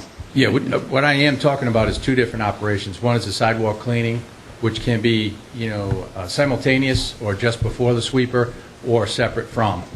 So being able to do two independent of one another is what I'm looking at trying to do. So that one doesn't rely on another, but yet it may support the other one. For example, the sidewalk cleaning element, just pushing it out into the gutter line isn't necessarily always a good idea anyway. Well, unless the street sweeper comes by. Well, and then you're dealing with the dust blowing around, and so I'm trying to minimize those impacts to the best of our ability, so we can do this during normal work hours, have minimal interruption to our business community, have minimal interruption to our pedestrians, and also go through, no matter what we do, we've got to shut parking down to clean it properly, but trying to minimize the impacts and do those during restricted hours of the day, so we minimize impacts to the businesses, like first thing in the morning, for example. I think it's a great thing that you and the administrator are working on a game plan, and no doubt that'll help things a lot. I would like to mention one other thing, which is a bit humorous. A while back, my colleagues here very jokingly had challenged me to see about getting a street sweeper, because we looked at some motorized backpack sweepers that looked like they're quite expensive. Well, I've now procured one for $240, which I've paid for. And I'm thinking of getting a second one, because if the volunteers that wish to help me in some areas to help you are going to be most effective, I'd like to have two backpack vacuums for the sidewalk, so that we can go down both sides of the street and collect the stuff that way. And these units work pretty nice. They're a little Briggs and Stratton type engine. They seem to start up, and they kind of strap onto the onto your uniform, and then there's a bag that collects the stuff, and you empty it every so often. And it's a terrific way to get the last bits, like the cigarette butts and all the little things that might be missed in the earlier sweeping of things. I can, if you're interested, I can show you that unit. You can certainly do that, but I'll show you. I have a cut sheet on the piece of equipment that I'm looking at, which is probably it's a little bit bigger and modified, and will do the same thing, and has some other capabilities that go along with it, which would do the same thing. And that's what I'm trying to do with that type of operation. Again, I'm talking about trying to minimize dust, because when you vacuum up, you can create that dust bag look. If you use a shop vac, you know what happens if it hasn't been properly cleaned or maintained. So that's what I'm looking at with this particular piece of equipment, which would probably be, it's a little bit more powerful than what you're doing on your back. And again, I'm trying to minimize workers' comp claims as we go forward. Well, I think it's great that you're addressing this with a good game plan, and I think from the standpoint of our citizens, in the end, they're not going to care particularly how we do this, and they may not even care particularly who does it, as long as we don't break the bank. But what they do care about is getting the town clean. Kevin, I think it's a nice game plan. I think you do a great job. I want to also just address the cigarette butts. Is there any way we can, I notice in the bus areas there's a lot of cigarette butts. If we could get maybe We've been containers kicking that around too, Councilman, great. about trying to come up with various receptacles for the cigarette butts. Fantastic. The rest of that. And we haven't purchased anything yet, but we're looking at that. Again, that's all. There are certain locations, I guess we'll leave it at that seem to collect those particular items. Right. So that is on the radar screen for us, and as soon as I have a final solution on that, we'll certainly. I'm sure that will help curve your cleanup effort quite a bit if they have an easy. One of the problems that everybody forgets about it, they're great during the day, but at night, when we have other things that go on, become susceptible to vandalism, and I'll leave it at that. Right. So, I've got to look at kind of the big picture when we do that, and I think the chief would probably support what I'm talking about in that regard. I was just thinking that. So, while I understand what you're saying, I'm trying to figure out the best way to address that and minimize that. All right. But Great. it is on our radar. Thank you. What's your pleasure with your agenda item, Halsey? Well, I would like to, with the indulgence of the council, ask that we continue this matter till the next meeting, so we can kind of work together as a team to support the good analysis is underway. Kevin, when would you believe you'll have hard numbers, if you will, and confirmation of all I'm of close. this? I mean, I have some numbers right now tonight. So we would know by the next meeting is okay with? It's only 2 weeks. I know, it's 2 weeks away. I'd like to be honest with you, I'd like to expedite this if we can move it through. I've been working with the town administrator on it, dragging our feet for an extra. I'm working with a local vendor who's actually given us municipal prices, so it's worked out on another piece of equipment that I bought, and I'm close on this one right now. So 2 weeks is okay with you? Yeah. Okay. Well, what is that, the 13th or whatever? Yes. Something like that, yeah. All right. So motion to continue it to the next meeting. Is there a second? So moved. Second? All in favor? Aye. Any opposed? Thank you. Thank you very much. The next item from the Chief of Police regarding the Yellow Dot program. Mr. Chairman, I want to thank you, Chief, for you and your staff for your recommendations and findings regarding this program. A couple meetings ago, the Yellow Dot program in regards to emergency personnel to motorists that identify themselves that might have a medical condition would have a yellow sticker. This is in comparison to other states that adopted this program. So emergency personnel would know to go into the glove compartment of the motorist to be aware of any conditions that they should be aware of going upon the vehicle if this will be an accident or an emergency situation. And we also discussed the impact and findings, and I agree with the chief. We discussed it briefly, not to take too much time to move this along, is it might be easier as a statewide program. I reached out to the representatives that if they're interested in submitting this, because if it's adopted in every community, then all emergency personnel can be on the same page as a state. So that's what we're going to do going forward. Chief, I don't know if you want to add anything that I missed. No? No? No, I think you have kind of put it together in a nutshell. I mean, I think the most positive way of looking at this and getting the most out of the buck here is it has to be a statewide effort, because, you know, someone in Barrington or in East Providence or something may not know exactly what that yellow dot means, and if anything, it could just confuse and prolong the assistance to a motorist who may be involved in some type of incident where he'd need some assistance. Exactly. But I think looking at this at a statewide level would definitely move it forward, and I'm all for having Bristol initiate it. So. Okay, thank you. So I'm just going to ask to receive and file this in regards to communicate with our state legislation to move this on behalf of Bristol. I think it's been talked about with other communities, but I think, as the chief just stated, that it has to go and be a statewide program. Excellent. Is there a second? Second. All in favor? Aye. Any opposed? Thank you. Could I have a motion to move I-1 forward? And the reason why is that if you're thinking, man, I've been here for 3 hours, we have some dialogue that we need to spend time on with the bonds, and I'd like you to be able to... So move I-1 forward. Second. All in favor? Aye. Any opposed? Thank you.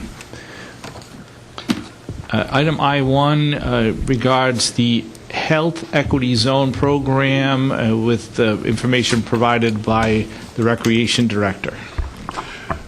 Thank you for your patience. Thank you, and I'm going to be very succinct, unlike me normally. I'd like to inform the council about the end of year one and the beginning of year two, which the end is tomorrow and the beginning of year two starts on the next day, on April 1st. We're in echo what Mike Burns said, better together. This is another example of what Bristol has done together. The Health Equity Zone is looking at and has formed a different kind of coalition than the Bristol Merchants, although it certainly includes them. It's the nonprofits, it's the health centers, it's the fitness centers, it's all of the activities that happen in Bristol that really has to do with a different kind of quality of our life. It's the town council, it's the town administrator, it's Diane Williamson and all the department heads that have really all worked together in a very different way than they have in the past, where they've reached out to all the nonprofit organizations and all the service organizations that really benefit our citizens from people that don't have enough money to take care of themselves, don't understand the stress levels that they're dealing with in their life, need physical fitness like myself. And we've kind of brought all this group together, and we've formed a collaboration of over 40 different organizations in Bristol, and based at the Quinta Gamelin Community Center, are doing programs every day, probably close to 200 people every day. We're doing program, and I'm really going to end right now. It's very exciting. We're in a new grant round, and I've asked Craig Pereira, our PROD project coordinator, and Emily Spence to give the details of it. So without talking too much, Emily? Hi, I'm Emily Spence, and I'm the coordinator for the Bristol Health Equity Zone project, and I'm very pleased to be here to share information with you.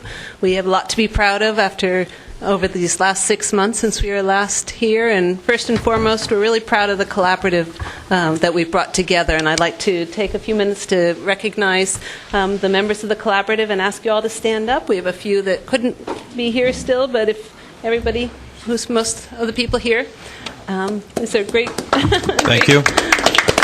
wonderful group of people who have been volunteering their time to really get involved and help address the needs in our community. So we're very proud of that. We've been celebrating our accomplishments of the first year of the grant over this last week. We had our Movers and Shakers celebration, and thank you to those of you who attended our event on Monday night. We had a group of about 100 people come into the community center to weigh in on the findings of our baseline assessment, to enjoy a healthy meal catered by Courtney Poisson from the Common Pub and Grill, and to get some free vouchers. We were able to purchase vouchers from different businesses. Some of them were members of our collaborative and other businesses, to give to people to give them more opportunities to try classes and different programs to increase their physical fitness.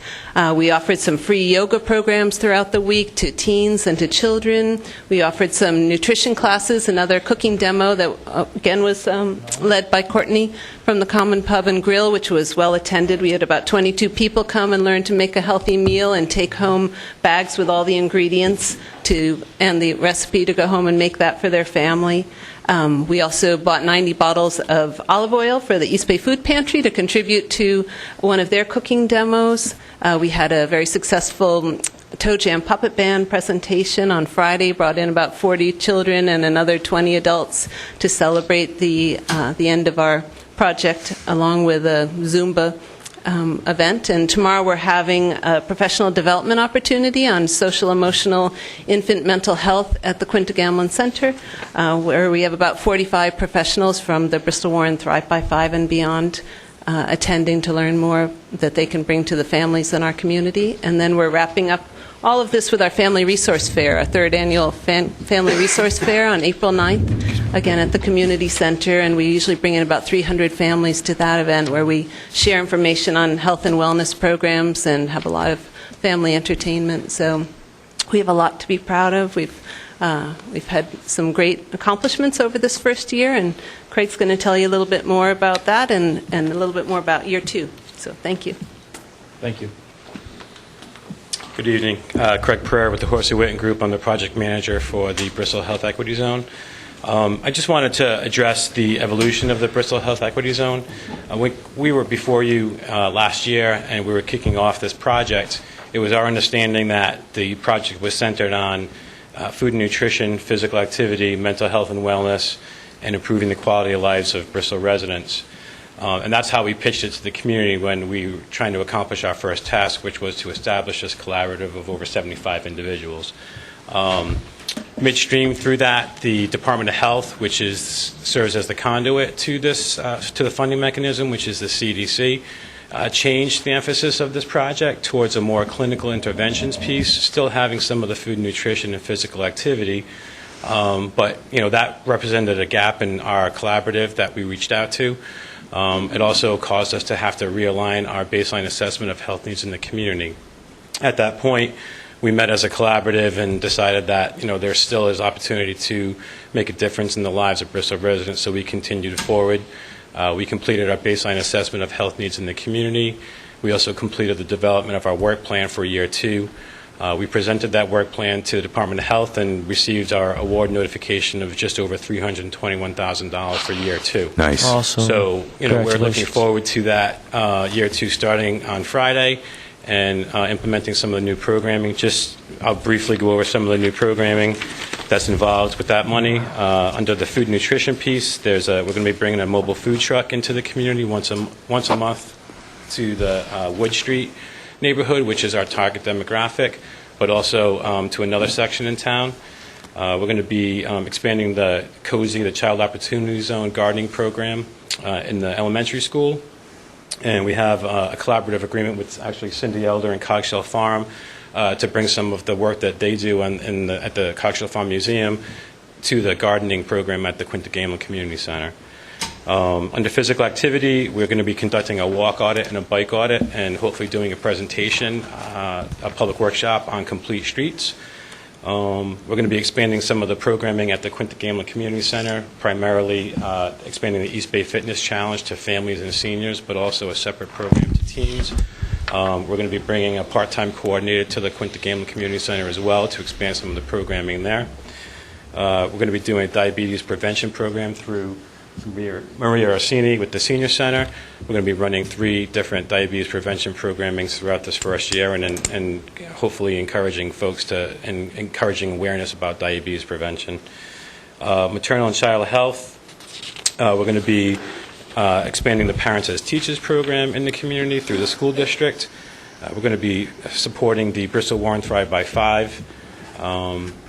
We're going to be doing expansion of integrated care within the community and bringing mental health to the schools.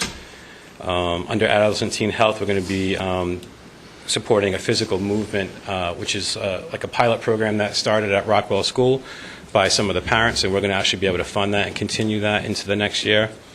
Health system interventions, we've worked with EdCap on that to bring that integrated care into the community. And then the last piece is just cross-cutting the social and environmental determinants of health, and that focuses primarily on the Substance Abuse Awareness and Prevention Coalition, also that Maria participates in, where we're going to be bringing some new programming to the middle school and to the high school as well. So, we're excited about starting year 2 on Friday, and we're excited about bringing some of this new program to the community. Again, I want to thank the collaborative because, this is a testament. We did a 12-month project in a 6-month period. We started late. We were forced to end early. So I think we're all extremely proud of what we've accomplished, and we look forward to year 2. Nice job. Yeah. Nice job. You guys are going to have a major, major impact on the community. It's going to be amazing. Excellent. Did you want to add anything else, Walter? Walter, Walter doesn't. Shh, quiet. Thank you, Walter. Walter, it's just so great that you've so quickly put together the Quinta Gamlin. But even better than that is the fact that it's being used so much for great things like this. And I might mention to the council and everybody that a couple of weeks ago I attended a 100th birthday party in Fort Worth, Texas. Mr. Owell Pitts, he says they don't use their first name in Texas, they just use their first 2 initials. He's 100, he was dancing with the girls, his mind is as bright as can be. And in America there are 72,000 centurions. Not all of them are as fit as Owell. And what you're doing is certainly going to help the elderly people as well as the young ones. That's great. Without a doubt. Nice job. I'm obviously in support. This is all positive news, and if anyone's going to make this comment, obviously it's Council Stewart. I don't mean it in a negative way, and I'm not going to pick on what it is, but the town is not above the law, so anything going forward collaboratively, if there's any zoning or ordinances that need to take place with any forward movement of these ideas, I would imagine that we would take those proper steps. So, I think that the outline of the programs and how the money's been dispersed is very broad and comprehensive, and I think that's a good thing. So it's good to see how that is. I just had one quick question, and then, I know how I would interpret it, but your interpretation of the health systems interventions. You know, the EPCAP piece? Yep. Okay. So what are you guys looking at specifically? Well, the EPCAP program is giving us, we'll probably have it this week, their project, what they're going to be doing. It was, that amount was a lot higher, but because they are a contracted vendor, we were limited with how much money they could have. And so their scope of work has changed from when we first initiated the budget. So we're getting a revised scope of work. I mean, just a general word or two about what they're going to be looking at. Like, is the integration? It doesn't say integration; it just says interventions. Because I would think intervention of physical and mental health, for example. Is that what they're looking at? Or are you just trying to do medical records? I mean, part of it is medical records, and it's all guided by the Department of Health and what they want to see. Part of it that EPCAP will do, as Walter mentioned, they initially went after. We brought them in the ninth hour because we wanted to be able to make sure that we had some of that money coming in. So with their 25% cap on the total project budget, what they scoped out for and what they budgeted for was significantly reduced by 50%. So the piece that they're looking to do is this integrated care in the community where they're providing mental health services within for the children in the school system. We don't have the full scope of work yet on that. The other pieces that has not been determined as far as who's actually going to do that work, because they can only do 50% of that. We still get the funding, but now we have to find a second primary care facility in the community, or a third, to facilitate the rest of that money.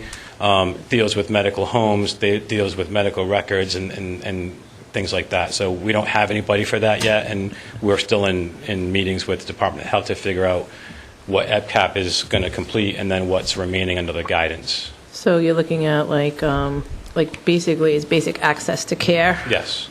Issues. Yes. Now, is the Bristol Medical Center involved? I know when this first came up, before it even applied, when Dr. Fine was here, for a different reason, he was doing his community meetings.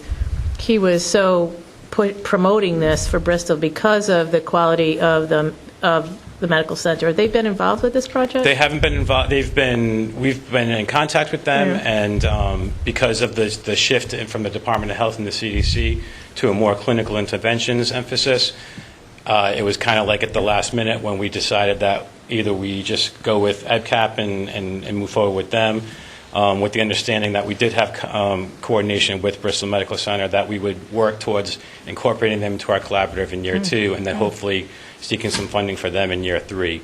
So when we do talk with Department of Health to work out the remainder of the tasks that need to be taken care of, Bristol Medical Center will likely be that entity. All right, good. Thank you. Thank you. Thank you. Is there any other questions? One other comment, it's actually a shout out to Julie and the Treasurer's Department. They've taken on a little bit of a larger role in the reimbursables, and I'm very, very grateful. The process is a little bit more complicated than what I originally expected. So thank you, Julie. Gary will be very much involved with the reimbursables. Thank you. So what's the council's motion here? Receive and file. Okay. Second. There's a second. Motion and a second. Did you want to add something, Maria? I just want to make a comment. Obviously, I'm Maria Orsini. I was asked to be part of this group, and what I need to let you know is that without Emily and Craig, I know we definitely wouldn't be where we are at today.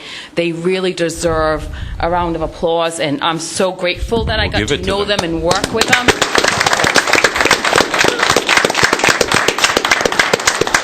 A really asset to our community and bringing all of us together to make a whole and to be where we're at today. Thank you for sharing that. Thanks, Maria. So there's a motion and a second. All in favor? Aye. Any opposed? Thank you. Thank you all.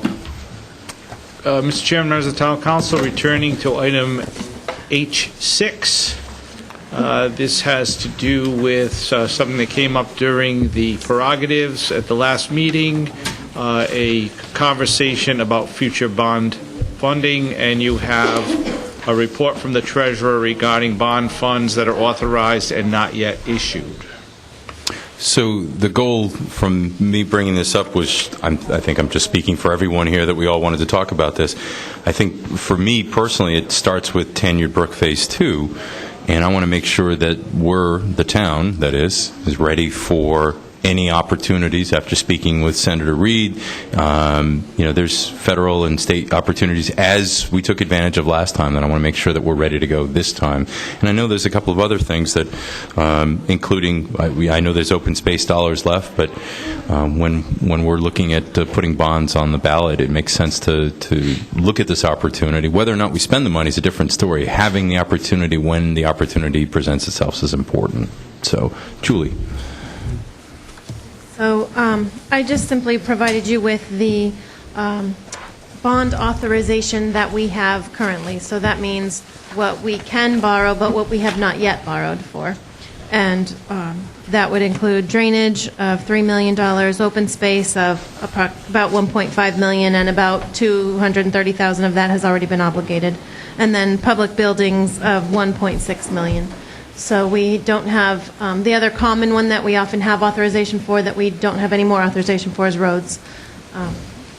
So remind this council the timeline for us to, what's the process in regards to time that we go from, we decide that we need $5 million or $1 million for X, Y, and Z. What's the timeline to get to that, and when must we make those decisions before they make it to the ballot? Because I know they have to go up to the state and get approved, such and so forth. So could you help us through that, and just in general terms? And Lou may be more familiar with the dates. I know there are dates backing up from the November election that we have to get these, but I think you've still got plenty of time. Okay. Which is the whole idea. It's somewhere in August that we got to get. But the legislature could be out by June, so. Oh, in terms of legislative authority? Good point. Yeah, so no, I anything mean, you yeah, need legislative authority. I would say you don't have a lot of time. I don't know exact dates, but I believe you have to certainly make some decisions in order to get whatever you need done with the legislature before they adjourn. Yeah. As far as that, that whole process goes, the language is for the bond issue itself is something that the bond council usually advises, and that is fairly close to the election time. It sort of coincides with the when the ballots are going to be printed, so you have to back in from that. But I'm not sure exactly what the what the legislative process is. So it may be a good idea to have a conversation with the bond council. I think it would be I think what you want worded usually goes to the legislature. I would say that you'd want to have it there by the end of April at the latest, just because they'll be out that school vacation week.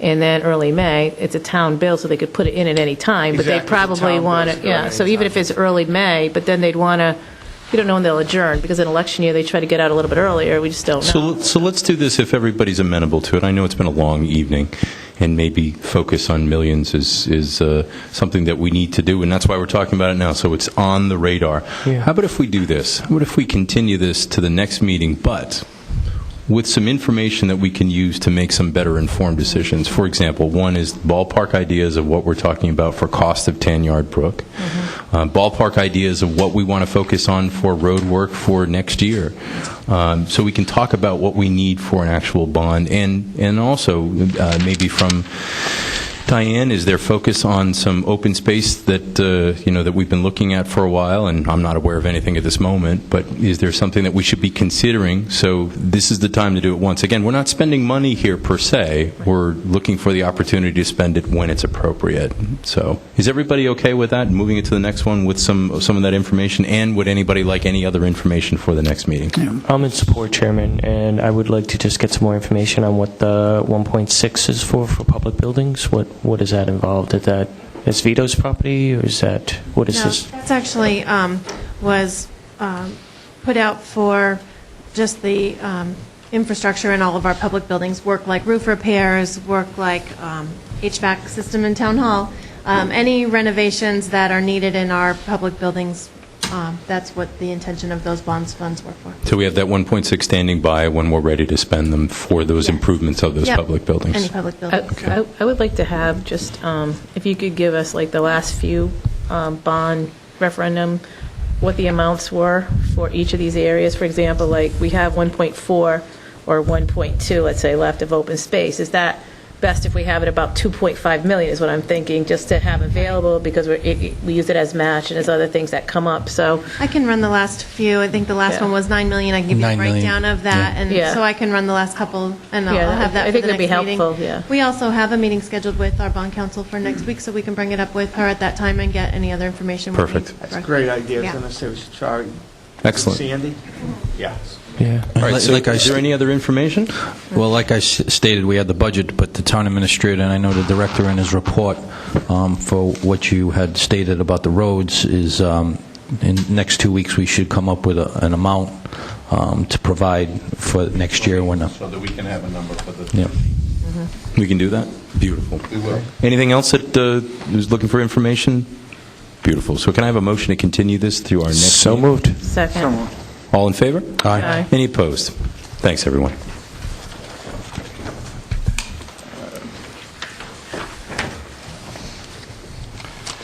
Okay.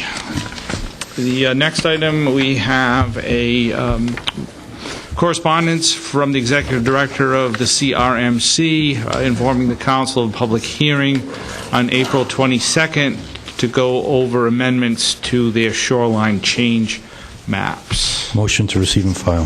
Second? Any discussion? All in favor? Aye. Any opposed? Thank you. The next item is the bid number 839 for the 2016 spring tree planting.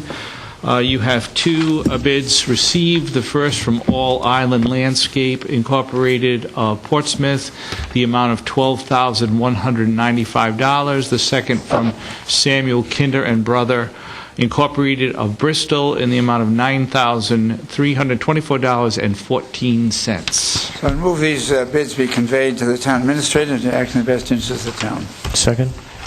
Any discussion? All in favor? Aye. Any opposed? Thank you.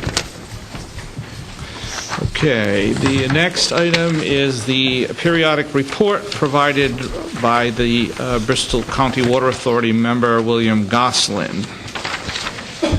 Make a motion to receive and file? Second for discussion, just a couple things. They make mention of the Medicum Avenue water main replacement project and the overruns that are associated with it, of the unforeseen construction issues.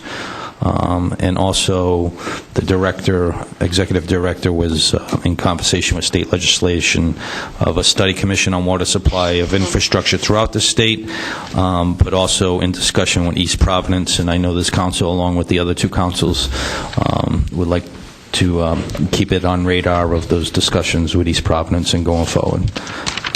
Thank you for pointing that out. So we had a motion and a second? That was my second. Thank you. Kind of a second. But That's what I felt like a second. I said second. I wrote it down like a second. I said second for discussion. Yeah. Well, that usually means it doesn't go forward. All in favor? Yeah. Aye. Any opposed? Okay, the next is a whole bunch of reports provided by the town administrator. That would be item K2. Well, these are much appreciated. It enables us to Agreed. be cognizant of, and all of us to think about what we're doing to make the town better. Agreed. Yeah, I was happy to see that Tanyard Brook will be done before the 4th. It's fantastic. All fixed and done. Wonderful. Amazing. So I would like just to take a moment. Little park, the park. Oh, the park. I thought you talked about that. Uh-oh, Julie, it's getting late. I thought you knew something I didn't know. I'd just like to take a moment on two departments, one being the Public Works. And thank you, Kevin, and your department has been very active in reconstruction and also cleaning of a lot of catch basins for the drainage issue we talk about here in Bristol. So he makes mention, so thank you for providing all those streets that your department has done. And also, I know that you've been working on the road program, and what he's been doing is already starting the conversation with all the utility companies. So once the project moves forward, we don't get behind, and we can keep that time frame in the season to do so, and don't have any overlap. The second department is, I know it's great to have Jessica with us. She's our Economic Development Coordinator or Officer. I just would ask if she could just make a few comments and out of her report, Diane, through your department, of what she sees since she's been here and what she's been involved with and the priorities that she has set forth going forward. More importantly, it has come up, as we saw tonight, with a lot of organizations, and going back to when this council and administration was crafting this position, the same organizations were very active in speaking out in support of your position and regarding your position of being in communication with these organizations. So I know we're going to have a workshop, so I just publicly would like to convey that to the public. So thank you, Jessica, if you just have a few things you want to touch on. I'm just going to jump in before I pass the mic to Jessica, because I had a couple of stories, if you will, success stories, I think, in the short time that Jessica has been here. I think she's moved a lot of things forward. And I was out having lunch in Swansea, actually, and Julie was with me, and a Bristol resident, unsolicited, sitting at the next table, came over, and she introduced herself to me. I recognized her, and she thought Julie was Jessica, and she said, "Oh, is this the young woman who's so helpful?" I said, "No, actually." And you said yes, but it's a different one, right? Yeah. So she proceeded to tell me that her friend is the owner of Grassmere, and that her friend told her, and she wanted to let me know, that Jessica was a huge help to that business when they moved into town.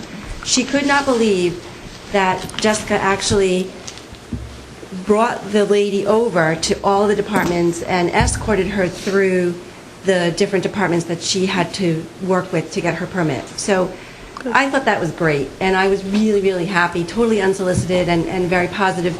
Second generation comment, so it's word of mouth is, I think, getting around. And then the other thing which really impressed me was with another business that came into town, and or they're not in town yet. They're still working on their efforts to come into town. And Jessica quickly organized a department head meeting with all the other departments that would be involved in that. And I was very grateful that all the other departments took the time to come and attend this meeting. I mean, new staff person, but they actually showed, a lot of respect to the new business, came to the meeting.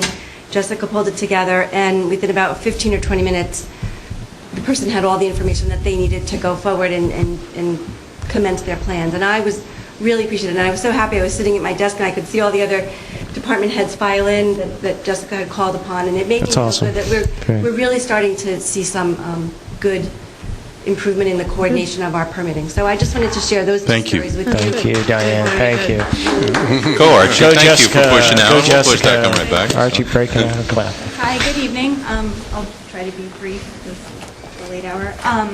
So I guess kind of going off what Diane mentioned about coordinating with the town departments, it's been incredible the support that I've gotten from the other department heads, their willingness to work with me and make sure that everything goes as smoothly as possible for businesses coming in.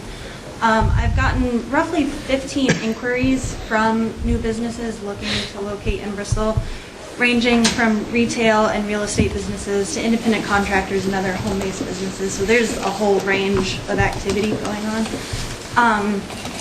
Fresh Table and Grassmere are our two newest retail businesses that have opened downtown.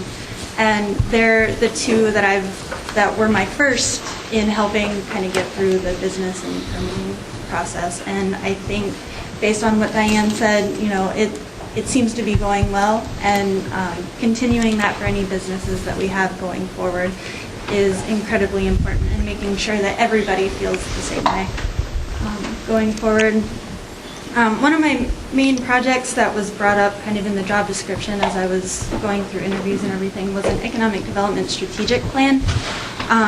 We've been working very closely with the Economic Development Commission to develop that. It'll be kind of what we're thinking is an annual update of the economic climate and what's going on in Bristol.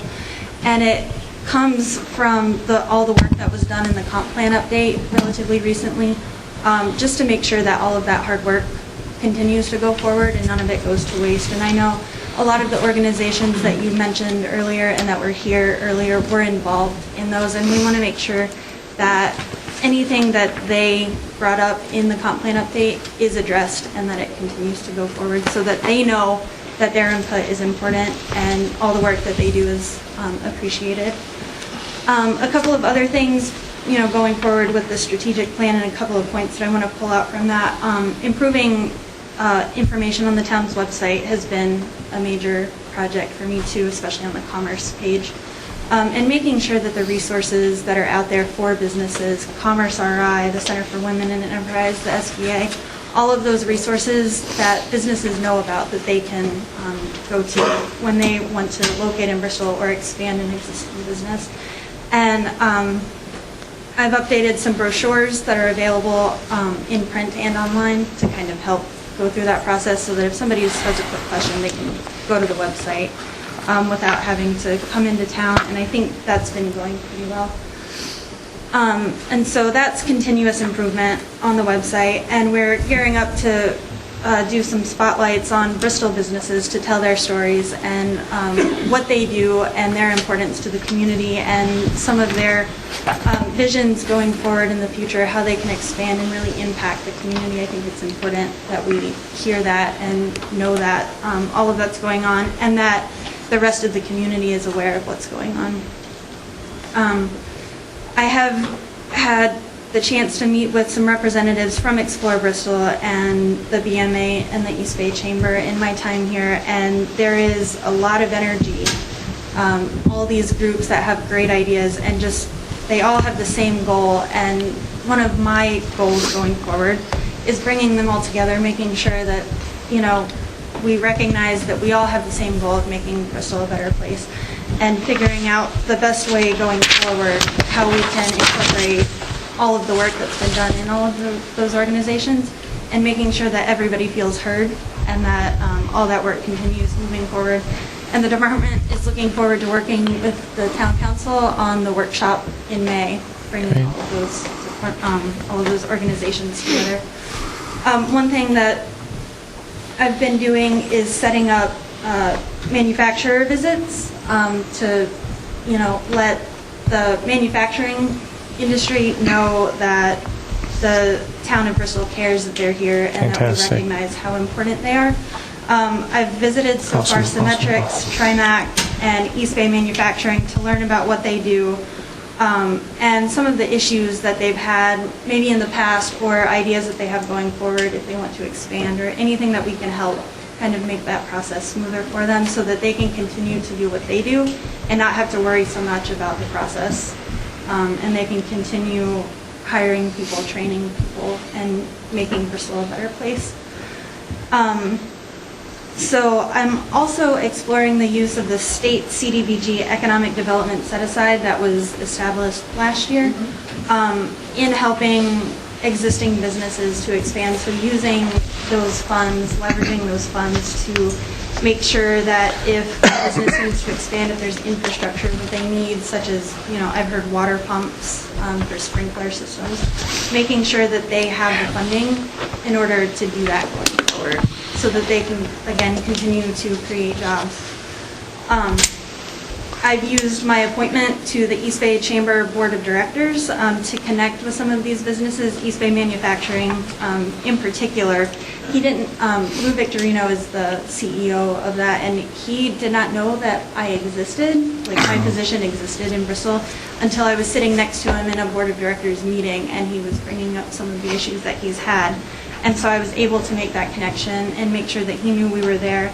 And I've met with him to learn about some of his plans going forward. And he's connected with Commerce RI and some of their resources for workforce development. And some solar projects and other resources that they can connect him with.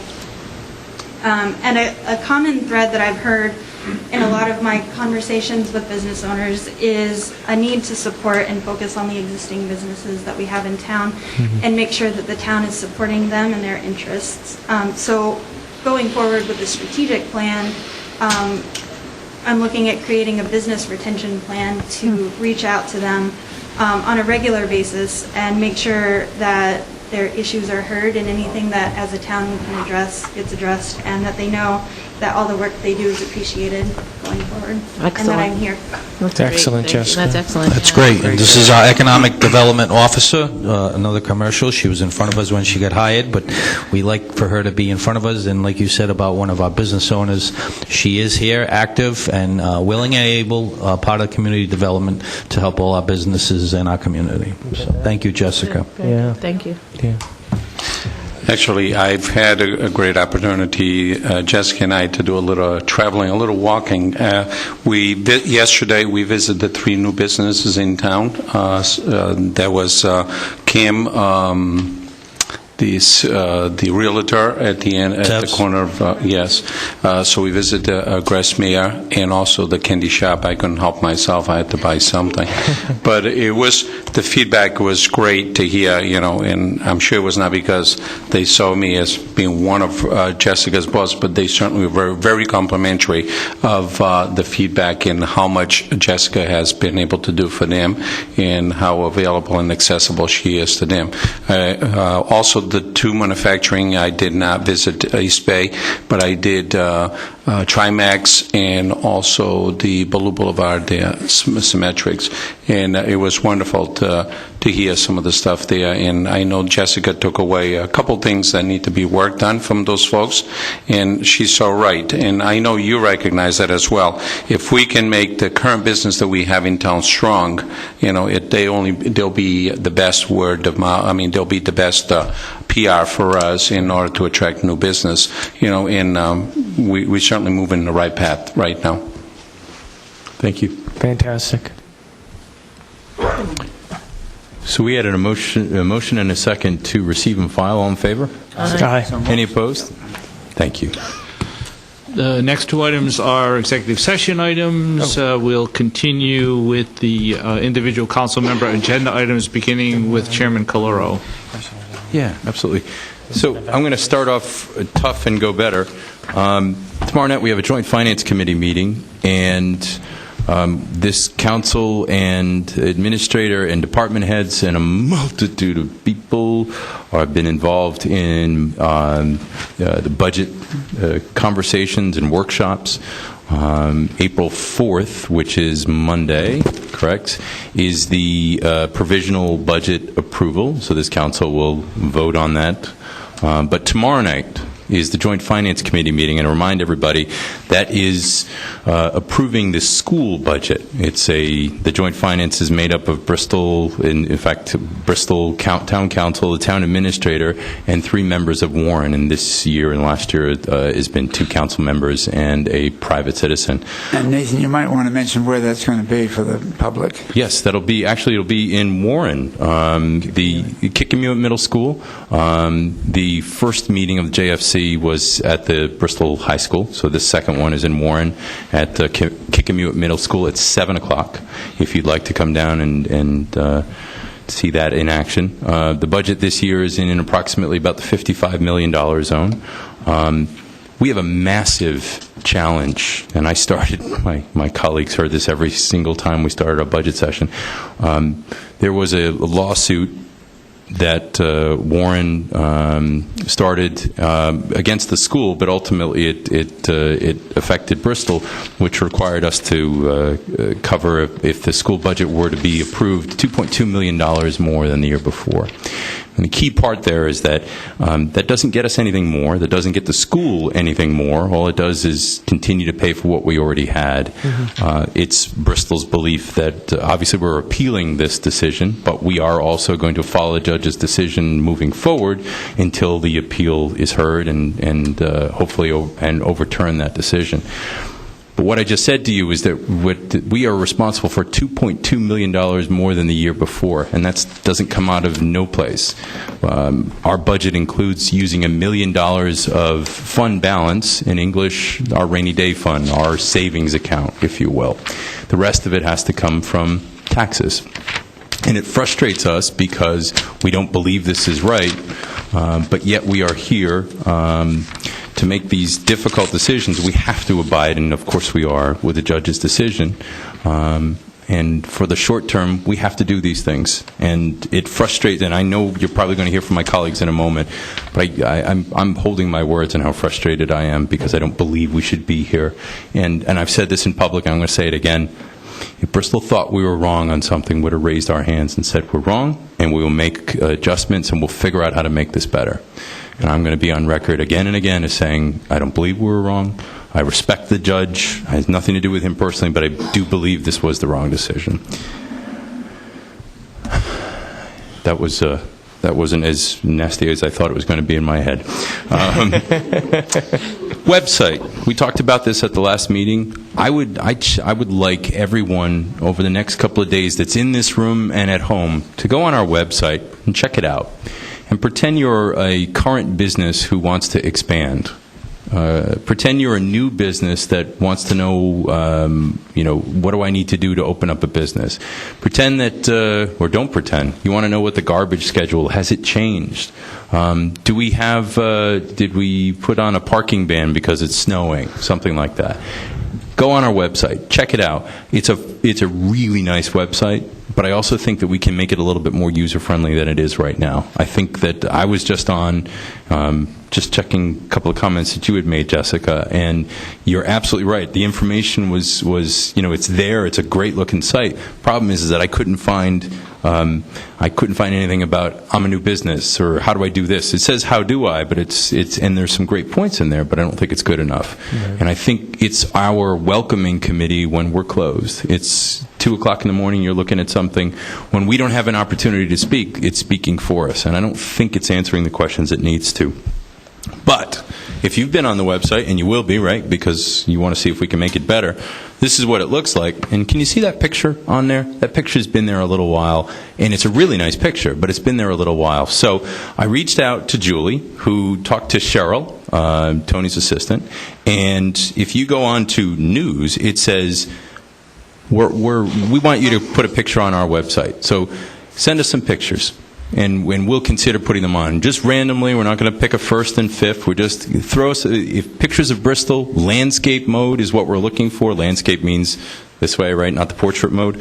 How big does it have to be? It has to be 1800 by 732. That's digital speak for how big the picture can be. If you don't know any of this stuff, if you've got a high-quality picture that's in landscape, send it our way. We'll take a look at it, and we'll see if we can get it on there. If your name is on it, that's okay. If we can support a local artist that's here or just someone who likes to take pictures, we're fine. And the only requirement is, obviously, it's got to be of Bristol.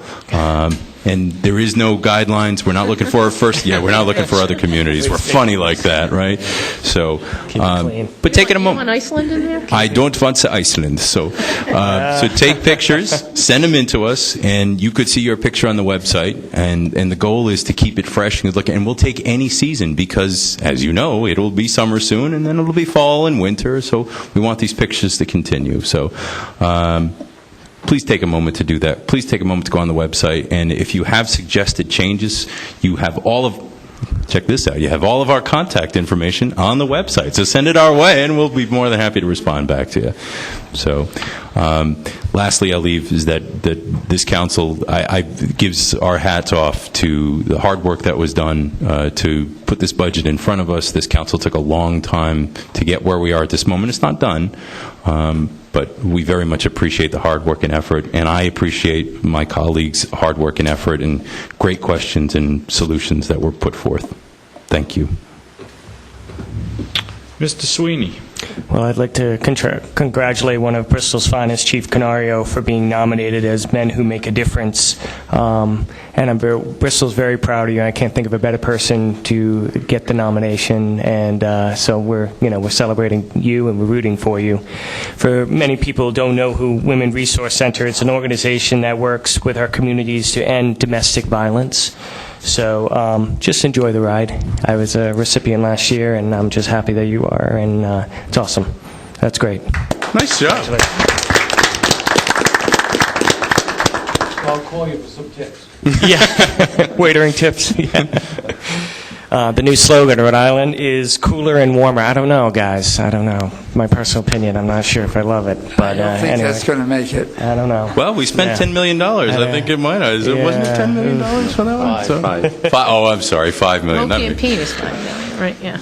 And since the budget's been on my mind, I definitely, Tony, I want to be part of the performance reviews. And I know I was reading through the reports, and I know Greg Marsillia has taken a lot of effort to create a procedures and a employee evaluation for manual, which I think is great. But I'd also like to be part of that discussion and plan, because I know every budget season we kind of come through, we kind of get caught up in that area. And so if you could just include me on that. And Lou, I'd like to put on for the next agenda if we could get a status on the Esvitos property.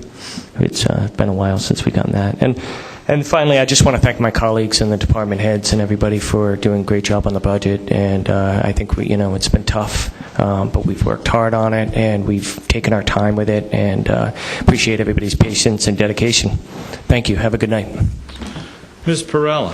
Thank you. Well, I don't have too much to say. Congratulations, Chief. I wasn't aware of that. That's excellent and well-deserved. And I just thank the chairman for the comments about the budget and about the schools and the relationship of the two and where we are because of the school situation. And we did work really hard to try to figure out how we can maintain a reasonable level of service and everything that people expect in Bristol, still while facing that $2.2 million increase that was through no fault of ours, that's for sure. And so we're continuing to work on that, and we'll hope for the best, but it may not be until the fall that the appeal will be heard and resolved. So we didn't have a whole lot of options at this point in time because there's so many unknowns, but I think we did the best we could.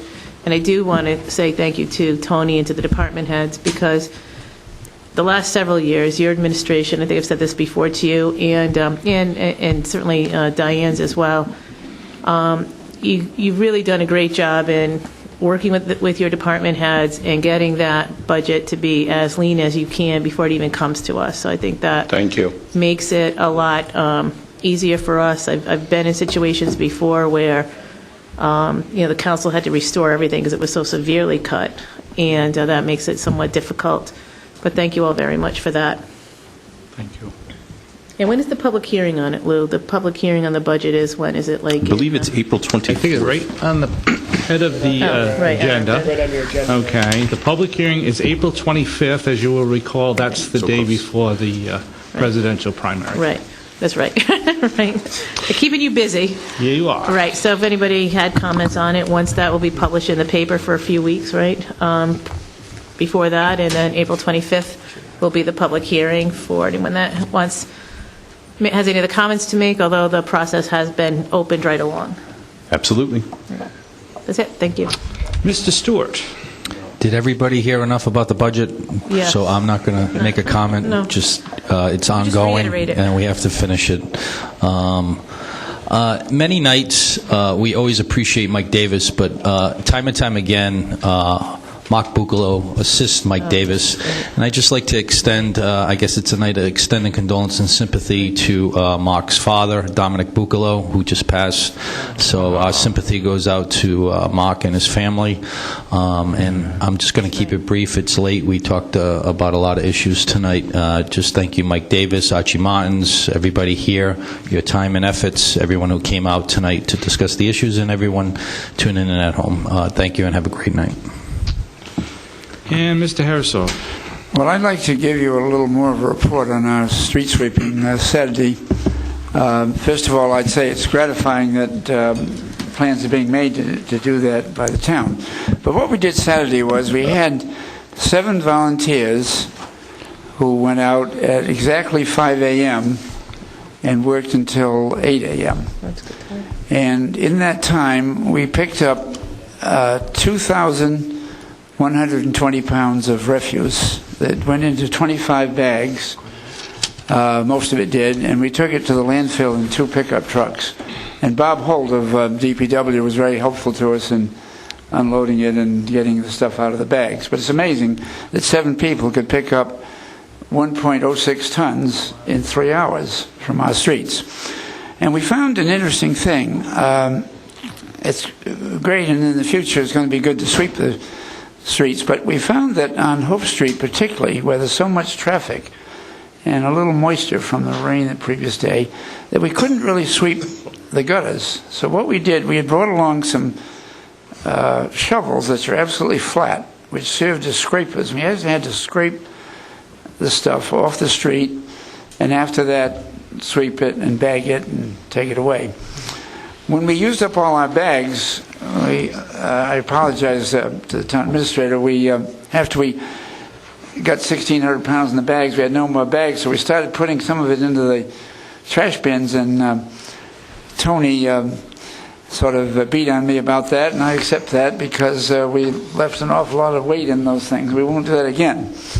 But we are going to work some more times. The reason we went at 5 a.m. is that I had observed a few times, as I mentioned at last meeting, coming back late from whatever event, there's no cars. And that was so. At 5 a.m. we could just go right along the street, no problem. But the thing is, besides sweeping the gutters, which are very important to see, you've got to get into the corners of details. The worst offenders, curiously enough, were the United States Post Office and our library. And I haven't had a chance to talk to Joan about it, but I'm going to talk to her about that, because we had to climb her fence and pick up all the litter in the thing in front there. So I think the lesson to that is that to do this right, you've got to be around to get all the details in the corners. And the backpack vacuums were fantastic. And tomorrow I'm going to order a second one so that the next time we go out, we'll have it on both sides of the street. And our plan is, obviously we don't have the time or the resources to clean the whole town, but we're just going to jump into an area every now and then and do a thorough job and hope that it helps Bristol be clean and maybe is a good incentive for others to do the same. And what we'd like to do, and I'd like to mention publicly, we need more volunteers. So anybody that doesn't mind getting up early, a little bit energetic, nice, easy exercise, we'd love to hear from you so that we can have a bigger team out sweeping the streets and cleaning them up. And by the way, we've had wonderful support. Ace Hardware gave us a lot of brooms. Dunkin' Donuts gave us free coffee and donuts. Manny Regal at Van Spa invited the whole group in for breakfast. And so that good response and words from other people makes us feel good about it, and we'll do some more. Good. Craze, Halsey. That's a craze. Yeah. Thank you. Town Administrator agenda items? I'll be very brief, just 3 items very quickly. The first one is our condolence goes to one of our brother firefighters. Father passed away, Joe DeRosa. He actually was here with us. He's very active at Defiance, and unfortunately his dad has passed away. It was very sudden, and he was actually buried today. And as it was already mentioned, I thank you for the compliment on the budget, but it actually goes to all of us, as a team. Yes, it takes quite a bit of work, with all the department heads to make sure that we put it together. And, in some instances, we met 3 times with some of the department heads to sharpen our pencils and get the numbers down, but to certainly make the job a little easier for all of us eventually, so that as we deliberated through the budget. So I have to thank you, the council as well, for all the efforts in the nights that we put in, the hours that we put in to actually address and to come up with something that's physically responsible. We'll find out tomorrow what else. We'll stay tuned and see what happens at tomorrow night's Joint Finance. The other piece is thank to the department heads for their reports, as you had the opportunity. Certainly, it reflects what's happening all around town and within our departments. And I was pretty happy to read through quite a few of those, well, all of them actually, and having forward those to you. So thank you to all department heads. And I know some of them here, Walter, Chief, and I think there's a few others back here, so I can't see them all, but thank you to all of them. That being said, thank you and good night.